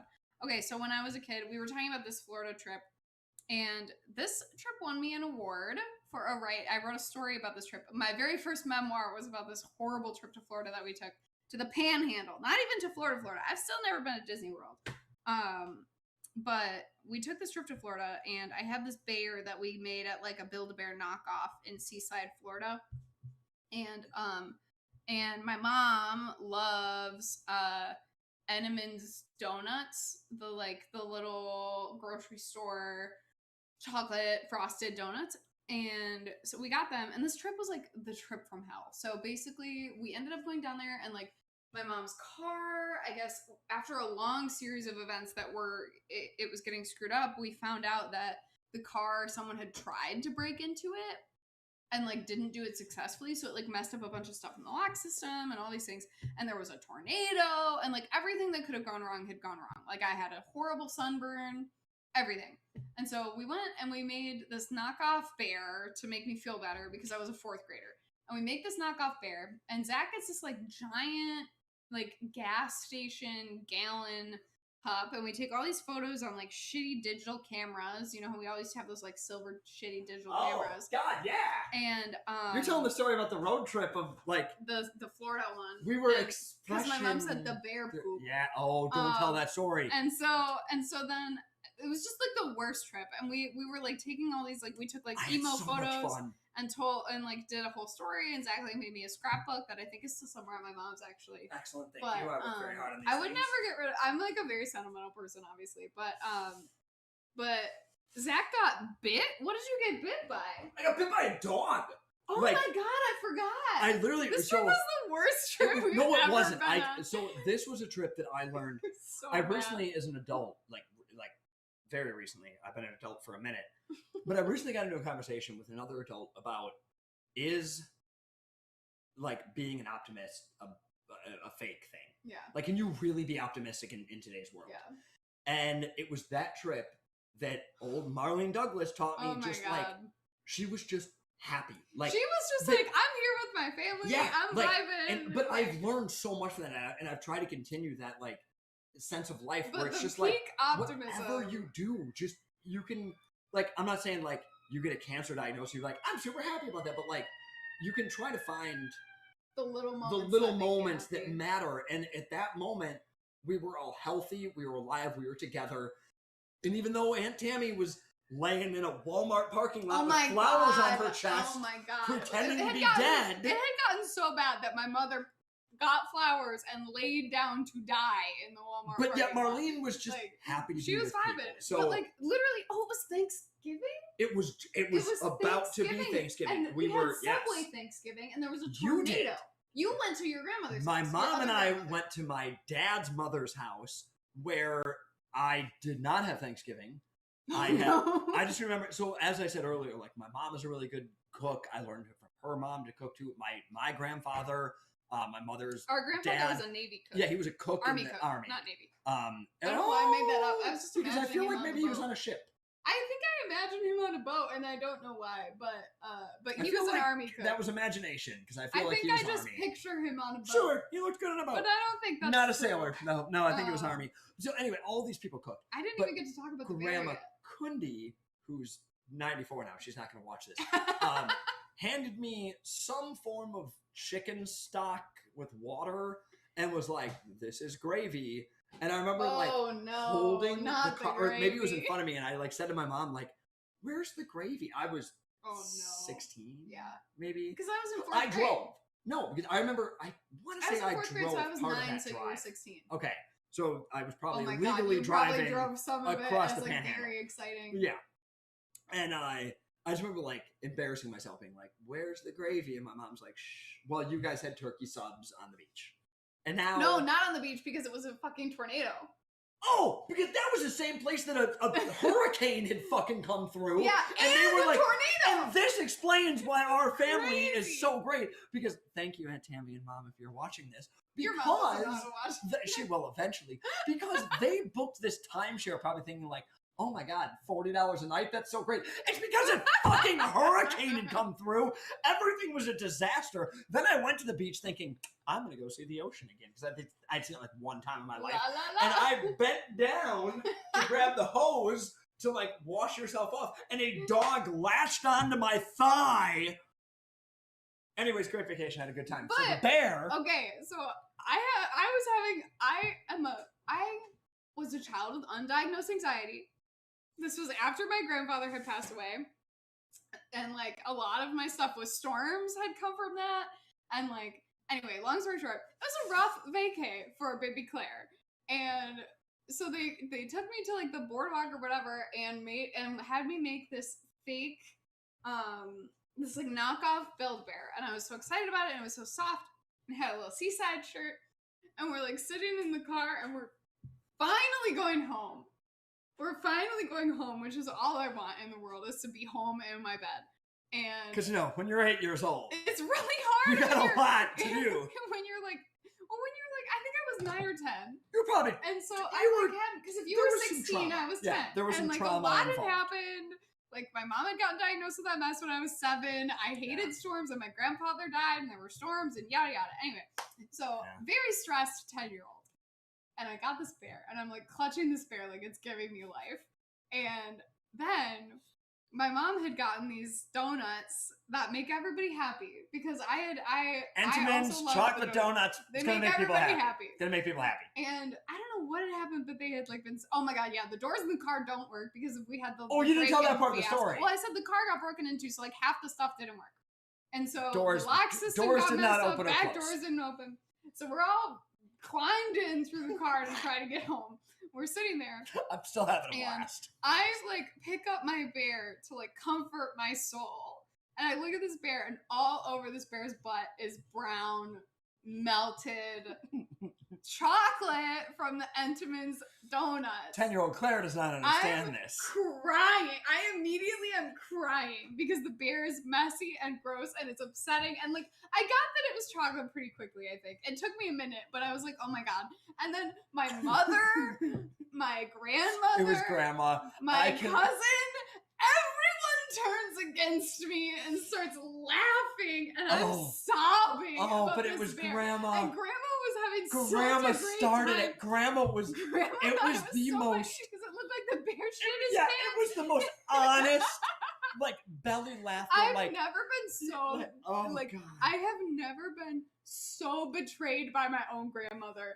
I have never felt so betrayed by my own grandmother. It was- That woman stood for me always. It- And in that moment, I have never felt more heel turned It might. of like, I oh my honestly, God. to this day, might be the only time that I can genuinely describe pure laughter. That like it wasn't Yeah. like there was no part of it that was. It wasn't malicious. It was not. wasn't No, like, it was not a. It was not a pity laugh. Oh It was my not. God. It was a. It came from such a deep it was like place there's nothing left. of There's this little simply nothing girl left. whose bear has just now shit itself. Was the greatest thing in the world. That trip was great. That was the end of that vacation too. It was like we were going home. I We think. were driving And home then, before. As a reminder, I said this at the beginning, but I'll say it again. I wrote about this trip in great detail for a writing competition when I got home, and I literally won an award Yep. because of how fucking ridiculous this trip was. And I wrote about it, and it got printed in a little like book that went out to people. It got like sent to the school board, like all of those ridiculous things that happen when you're in elementary school and you do something well. But like, Yeah. oh my god, I wrote about that trip, and I remember them being like, "This can't be true," and I was like, "No." I wish it was. Like, listen, I wish it was. I actually omitted things I wish it because was. I figured we you needed wouldn't to think cut they for were true. time. Like we needed Yeah. to cut. Oh my god, yeah, no, it was absolutely ridiculous. There was actually, I don't. What do you got? I accidentally paused the timer. What was the timer set for? 12 minutes to check on this pizza. So we should probably check on this pizza. It's not done yet. Well, the You're fine. it has 5 minutes left, but I paused it at some point, well, and it's a been more sense than of 5 smell minutes. can kind of, tell you. Well, you just earlier weren't sure about your own sense of smell. No, that's fair.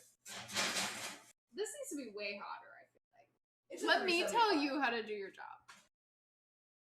Oh, Illinois went on forever. There was a roadkill song. There was a roadkill song where we counted. It was like the 12 days of Christmas, but roadkill. It Who was talking bad. about that? My mother. You remember that? She was an adult. She has brain lesions, though. I don't remember what I had Don't for talk lunch. about her brain lesion. Destin, Florida, friend's place. Doors don't work. Oh yeah, it LOL. was a friend. It was they. I don't even think we paid for that. Zach I got mean, maybe we bit. did. Oh, she did confirm Jerry Yeah. was Army. Yeah, Wall Drug is in South Dakota. Thank you, Danny. See, remember when I told you where you keep track of chat? I did. I was just reading. I want you to told know. you the things that were important. So I was thinking about this as I went to the bathroom, which was not necessary to tell you, but that's when it hit my brain. Great. This, and I don't know if it has anything to do with you, but it's been really fun.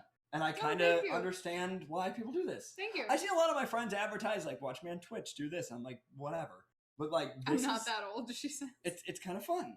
Yeah. Right. Well, I like that we're. I like that it was a reward for something, and I know that it's a Friday night, so like not a lot of people are watching right now. But I do like being able to. This is so funny. We are so loud that my watch just told me That that I am in a you're loud above environment. 85 decibels. How hot are we coming over that mic? It's fine. Turning She's us doing down. a great job. Yeah. But anyway, yeah. You have a lot of pizza dough. You're gonna be eating pizza for the next That's fine. week. You almost just threw that one on the ground. But the camera couldn't see it. But yeah, no, I think it's really fun because I get to Your ceiling is really dirty. Oh Can we my just- god! we Don't just put it turn on the. You can't see it. You can't see No? it. You can't see it. Look, haha, it looks clean. Oh, there's some stuff on that ceiling, folks. My ceiling is clean. My home is clean. Everything is very clean. We're clean. It is very clean. I'll make a pizza every day, Danny says, because we all know I'm not going to learn anything from this, and I'm going to continue to not cook. You have a lot of sauce, and you have a lot of... I told you I will make toast, and I will put the sauce on the toast, and that's how I cook. Danny needed to explain to me.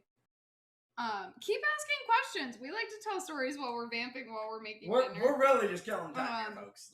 But no, oh my god. So what was I about to say? I was about to tell a story about me talking to Danny about something. It had to be cooking. I don't know. It'll come back to me. It'll come back to me. It's all coming back. Danny had to explain to me. I was in a dark place. This is my defense. I was in a dark place. When? I was very sad. Like when? Maybe months ago. Recently. Recently though. Maybe not even months. Maybe a couple weeks. I was in a dark place like this morning. Yeah. Oh, I had one of those moments where like I woke up. Our family has a lot of mental illnesses, and we that's discovered that. Completely undiagnosed. And like I remember a therapist asking me one time in like 2017, like, "Is there any mental illness in your family?" And I'm like, "Oh, actually, now that I think about it, like wild Every person amounts." has an anxiety like, like disorder. a lot, Every but single yeah, one. there's nothing like proving it, or like But that they've Anyway, let me tell you this thing You that's tell gonna your make story. you sad. Sure. I was like, oh no, I've gone too long without eating today. I need to eat something. I have nothing in the fridge. I don't know what to do. Poor Daniel had to explain to me how to make a cheese tortilla roll up. I was so distraught. I think it was right after the Supreme Court announcement, actually, or leak, I should say, that I was like, I just have to put something in my body. Danny explained to me how he makes a tortilla roll up with cheese and like how long to put it in the microwave for.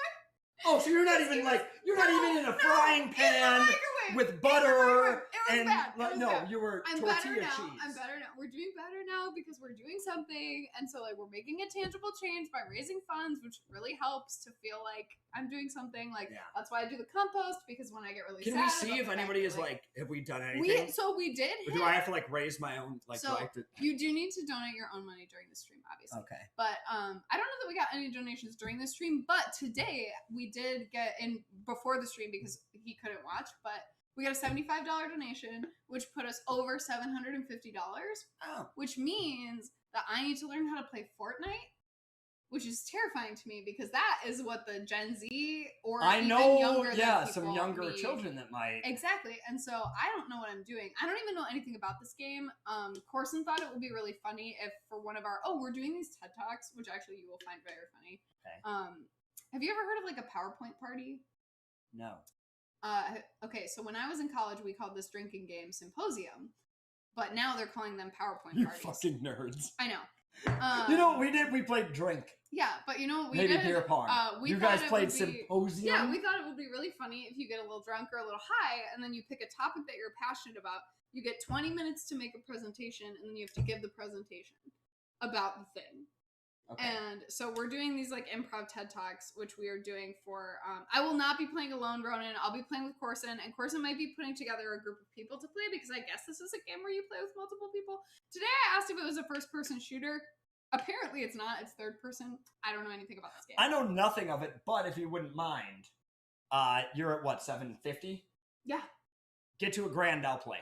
You're gonna play Fortnite? Get to a grand. We'll get to a grand. Get to a tonight, grand. Not tonight, just in general. This month. If we get to a grand before it's time for Claire to shoot it, I'll. Oh, great! And maybe I won't play, but maybe I could do like like the Muppet things, like the two guys, and I'll just like I'll just like stand in the background and be like, in my day we played Minesweeper. Like it'll be fine. Yeah, get to a grand. We'll do that. You actually did teach me how to play Minesweeper. Probably. Because I did not understand Pizza's about done, so finish your story. I think. One of them is done. I forgot what story. Yeah, we go on a lot of tangents here. Mental health. Do commentary. Bad day. I talked about making the a tortilla thing roll-up. already. But so we raised $750. Sure. We're trying to make over $1,000 this month. So we hit 750. I have to play Fortnite. When we hit 250, which already happened, obviously, we're doing. So Danny is actually running for us a game of Brindlewood Bay, which is Grandma would have loved. I understand it makes all me those really words. sad. Well, no. I'm about to explain it to you. Great. Are you familiar with Murder, She Wrote? You better be, because I used to fucking love that show. I know that it was We a talk about it TV all show. the time.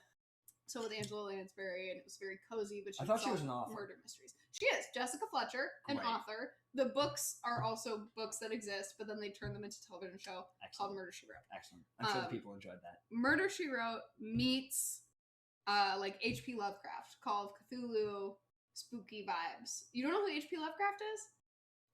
Like a very old, like tentacle horror style, like cults and like scary things happening in the dark to regular people. So those two things meet, right? And it begs the question of like, why the hell are all these murders happening around all these old ladies? Sure. So like secret cult is happening at the same time as these old so we're playing as the Murder Mavens, who are a book club of old women. And I already want a part of this. Go. Exactly. So this month there's a lot of buzzwords that have been hit. Yeah. Danny's running it. Okay. It's me and a group of 4 femme people who are all playing these old women. I gotta send you the art. Danny had art made for us as a gift. My character's name is Marlene. She goes by Molly. Because it is a requirement for the game that you have a full name and a nickname that you go by. So real quick. The first time that I heard Jerry, Marlene's husband, our grandfather, call Marlene, who I knew as Grandma, Mm-hmm. Grandma Douglas, maybe Marlene. Maybe. Like, I knew that was her name. And I remember the first time he was probably late 60s and said, "Hey, Molly." I went, "Oh no, he's old and frail and doesn't know her name."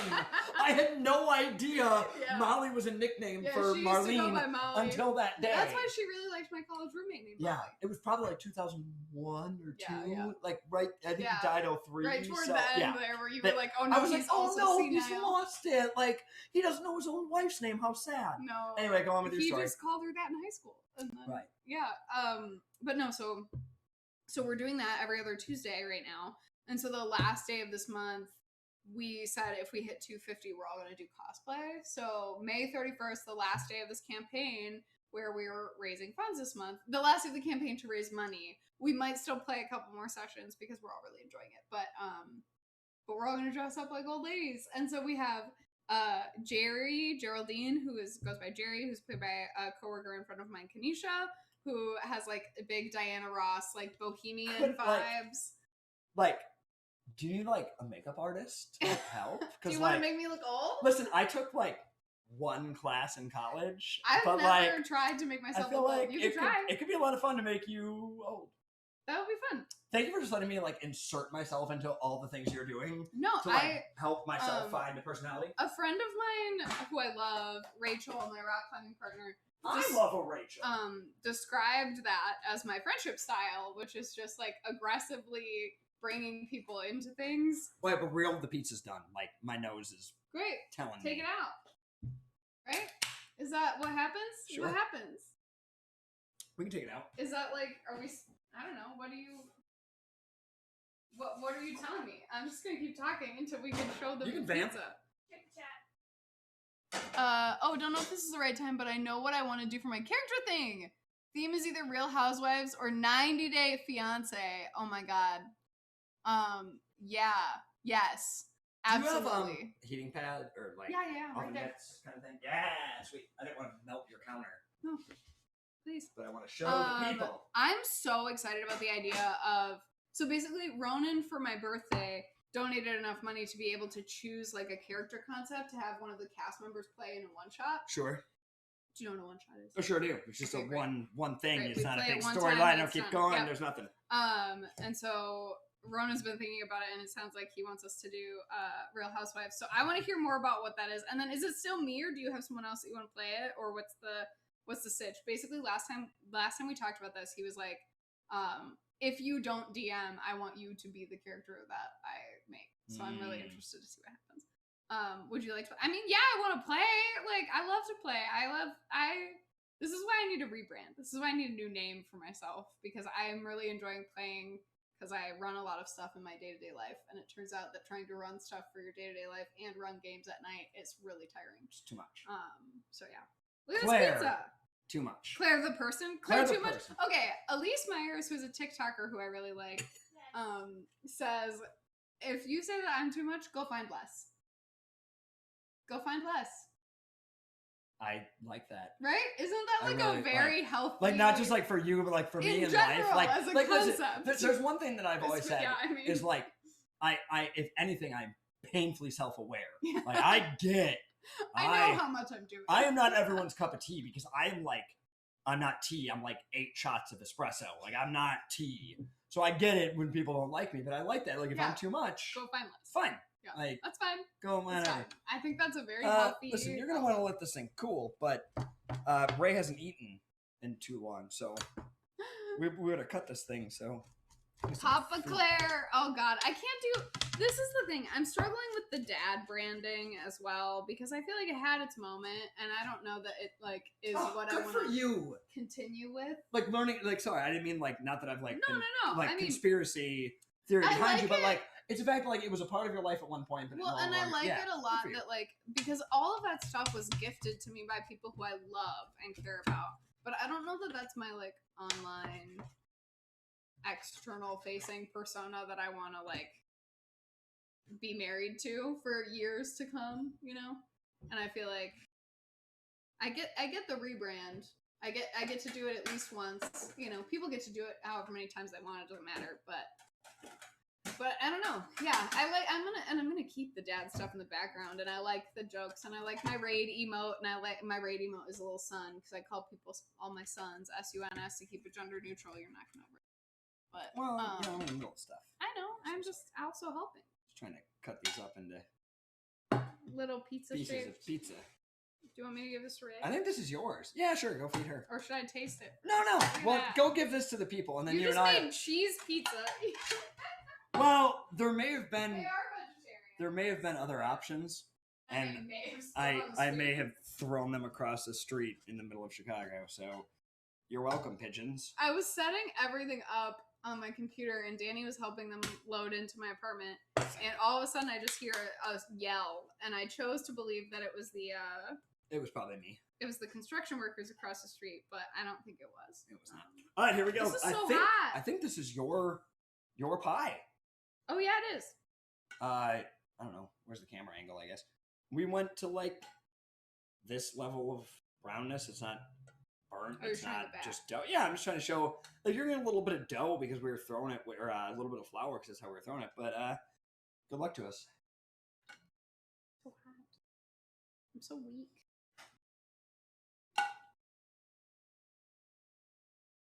Goodbye. Hot. Hot. It's very hot.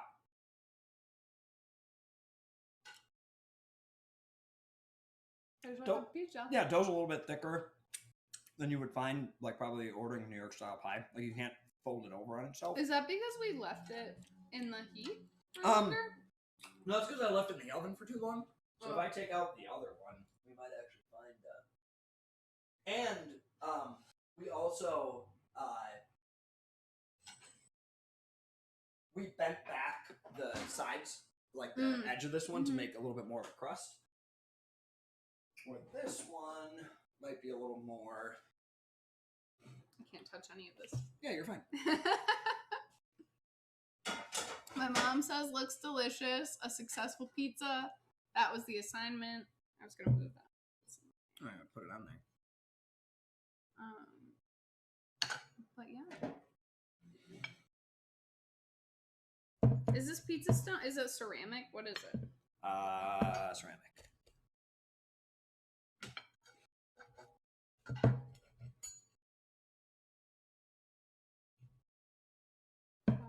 I don't remember whose was whose pizza now, to be honest. This was you. Oh. It looks nicer. Well, okay, here's the reason I said that. As I was cutting it. Because you wanted to compliment me, but yours is better. But as I was cutting it, I was like, oh, that feels a lot like a pizza. And like this one was a little bit tougher. It tastes pretty good. Yeah, my crust is a little tougher, I think. I don't know if it's, I think I overhandled You it. worked maybe. it. Yeah. You worked it quite a bit. But I did too. I kind of forgot about that concept. Right. You just open your mouth and the food just fell onto my floor. The people didn't see it. I saw it. I'm a person. You're not the people. Despite what the United States My government public thinks, it now despite what needs. the United States government thinks, I am a person. As a person who's here and is having some, I am going to have more. Amazing. I think as we're winding down here, cutting out pizza and stuff, are there any other like burning questions anyone has look, for your me or state is a Zachary? Your stage is Oh, a yours full broke piece. apart. Mine's not even a piece. Mine's better. Oh, hold on. Hold on here. Is yours even done? Yes, it's done. Listen, okay. With the exception of a little flour, right? Like flour is technically a raw ingredient. But really, everything that we're working with, just eat it. Like the second the crust gets to your level of doneness, eat it. If you like it crispier, keep it in the oven longer. Oh yeah. If Like you nothing want, about eating it is Yeah. gonna be dangerous No. if it's undercooked. no, like by no means. All right, I'm gonna try mine, and then probably give some to Ray and Danny, who are looking at us like hungry lions. They have some. It's my payment for the handy cam that you ruined by putting it in your pocket and messing up my system. Oh, well, My mom says, I think you guys are having too much fun. The real person who's looking like a hungry lion is Alistair Ash. Look at him on that bench. That boy is like, give me the food right now. Any last burning questions? Otherwise, I'm going to pop over there and see if we should raid somebody. what does that mean? So, on Twitch, they have this feature called Raid, which sounds really aggressive. It's not that bad. Where you take your community as you're like signing off for the night, and you see who else is on and actively streaming, and you say, cool, we're all gonna go over there. We're all going there. Yeah. And so a lot of times you'll use like emotes or something, like my emote. Corson made all of these. Oh, I can't use them because I'm not signed in. But Sure. but it probably looks should've like done that little star. Well, no, I'm signed in over there. I just can't use it over here because I didn't want to double sign in and then accidentally block Ray out of everything. Oh, okay. But yeah, like Corson made all these emotes which are really awesome. And we have like the hype one and the oof one for like yay or boo or whatever. Lurk is when you're, you know, using when you have the thing open but you're not like actively chatting, so you're lurking, so you're just hanging out. And then blam blam, because Joyce always goes blam blam, blam blam blam whenever she starts anything on the channel. So we made a blam blam emote. I hope she blam blams while she hula hoops. I think That'd she be probably nice. will. Nice. And then we have a proud of you emote, and then the raid one, which is sun, which is a sun. But It is so hot. are you gonna try? Okay, I feel like I need to, but I'm also really scared. So I think that might be a good. So there's this game called Dead by Daylight, which is a horror game. That's what DVD means. Mhm. And Bronan just asked if I'm gonna try the Dead by Daylight dating sim because on my channel I play a lot of tabletop role playing games and I play a lot of dating sims because that's my brand. I love romance. Have I you love- ever heard of a little game that was made in the early 2000s called Sims Hot Date? Because I think you might like it. Is that Sims 2 or Sims 1? No, it's a whole little spin-off called Hot Date, and it Wow. was where I learned most of how to talk to people, and it That's was not good. horrifying. Yeah. I do love The Sims. I do have a lot of The Sims. Someone look that up. I want to say maybe it's It's real. if I that's an have actual it. thing. I want to say that's it's really stuck to the I stone. want to say it's Hot Date. Oh, it's because we didn't put anything on the stone. Don't put anything on the stone. We should have put Should've cornmeal put on some, it. well, a little flour. I don't do the whole cornmeal thing. You don't do the cornmeal I thing? do cornmeal. It makes it taste weird. You don't know what you're talking about. We should go, huh? But yes, I do want to try I'm scared of it, and I kind of want to use it as like maybe also at $1,000. If we raise $1,000 this month, I'll do the Dead by Daylight game this summer. But so there's really, really scary horror game that a lot of people have been playing called Dead by Daylight, where you like, I again do not know anything about this game and have not played it, but you like try to kill other people or something. You're like scary people who try to kill other people or something. But anyway, so there's like a bunch of different characters that you can be. And so naturally they were like, there's a bunch of different characters you can be. We should turn this into a dating sim. So there's like a horror dating sim. And like part of the game where you kill people is you like put them on a hook and they die. You impale them. Sure. And so the game's tagline is hooked on you. Isn't that horrible? Mm-hmm. But yes, I think I'll try that game if enough, if there's enough oomph behind me trying that game because I'm terrified. But We'll leave with this. I gotta go over there to do the raid. But you tell me. Just for a deep conversation. While Okay. we're like a minute and a half out. Okay. You're dead by daylight. Like tomorrow. It is 9:30. Oh God. You're dead in what? 9, 10 hours? What do you want to do? 10 hours, you know you're dead. For real, dead by daylight. What are you gonna do? What are you gonna do? Other than keep flying to a different part of the world, Oh so my it's God. always nighttime, I feel like would be my main answer. I would. Is everyone dying or just me? You asked the question. No, I know, but now I need to like get Just into it. you. Like just me, I'm dying. You. I would spend a couple hours writing all that I've seen, all that I've known, all that I've done. A couple hours and you're. Couple hours on that. Well, I have the Kundi Chronicles. Like I kept a journal, not a diary, throughout all of college. So I just have to add a couple things here and there. Just like here's what I've done, here's what I've been. Then I'd spend a couple hours like writing. I would want to write a lot. I think maybe I'm stealing an Alexander Hamilton here. Like I'm writing like I'm writing like I'm running out of time. Like I want to write like what I see things happening or what I want to happen or what I would expect to, and then I think I'd want to die alone. Like really? even being married as close as I am with my family, everything else. Like I would not want to, because I would not want to make any of you to like watch me die. Yeah, but I feel like shunning people is in some ways more traumatic. I would spend time with each person. Like you would really know at the end of time who like my top 10 were. Look at your wife's face. Yeah, whatever.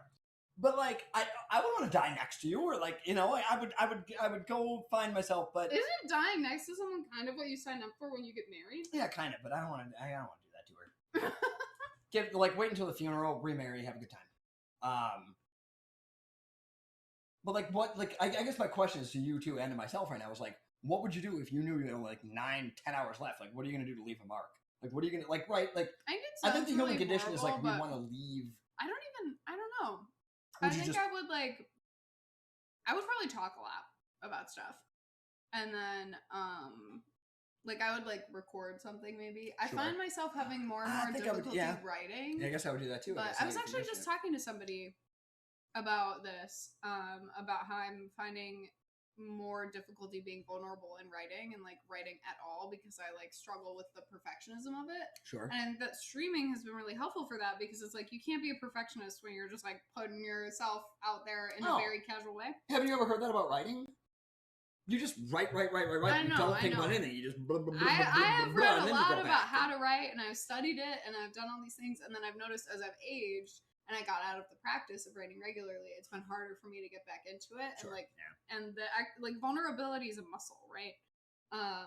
But yeah, so I think I would maybe like do something like that. But I don't know that I would change that much about how I spend my time because it feels like because I have so much anxiety that I think it would kind of ruin the end. It would be admitting to yourself that you're not living life the way you're supposed to, right? Yeah. Like maybe you're and I think I'm doing a pretty good job. So. Maybe I would do the exact same thing I do now. Like maybe I wouldn't go to work. Yeah, I would not go to work. I would reach out to some people that I speak to. Say hi to some people or like I have friends that I speak with that I love dearly that I speak with maybe once a week and I would make it a priority to reach out to like Michaela and Allison and be like, hey, let's check in.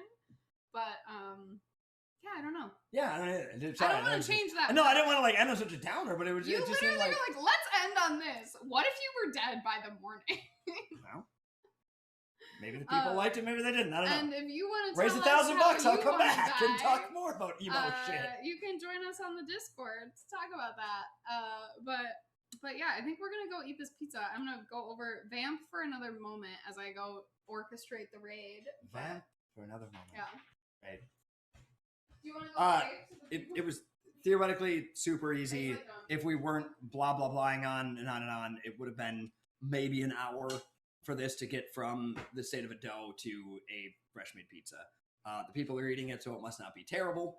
Other than that, I think, are you just gonna like end it with me talking? Because I just no. I'll give you Yeah, I'd just like to at least thank you for letting me come over.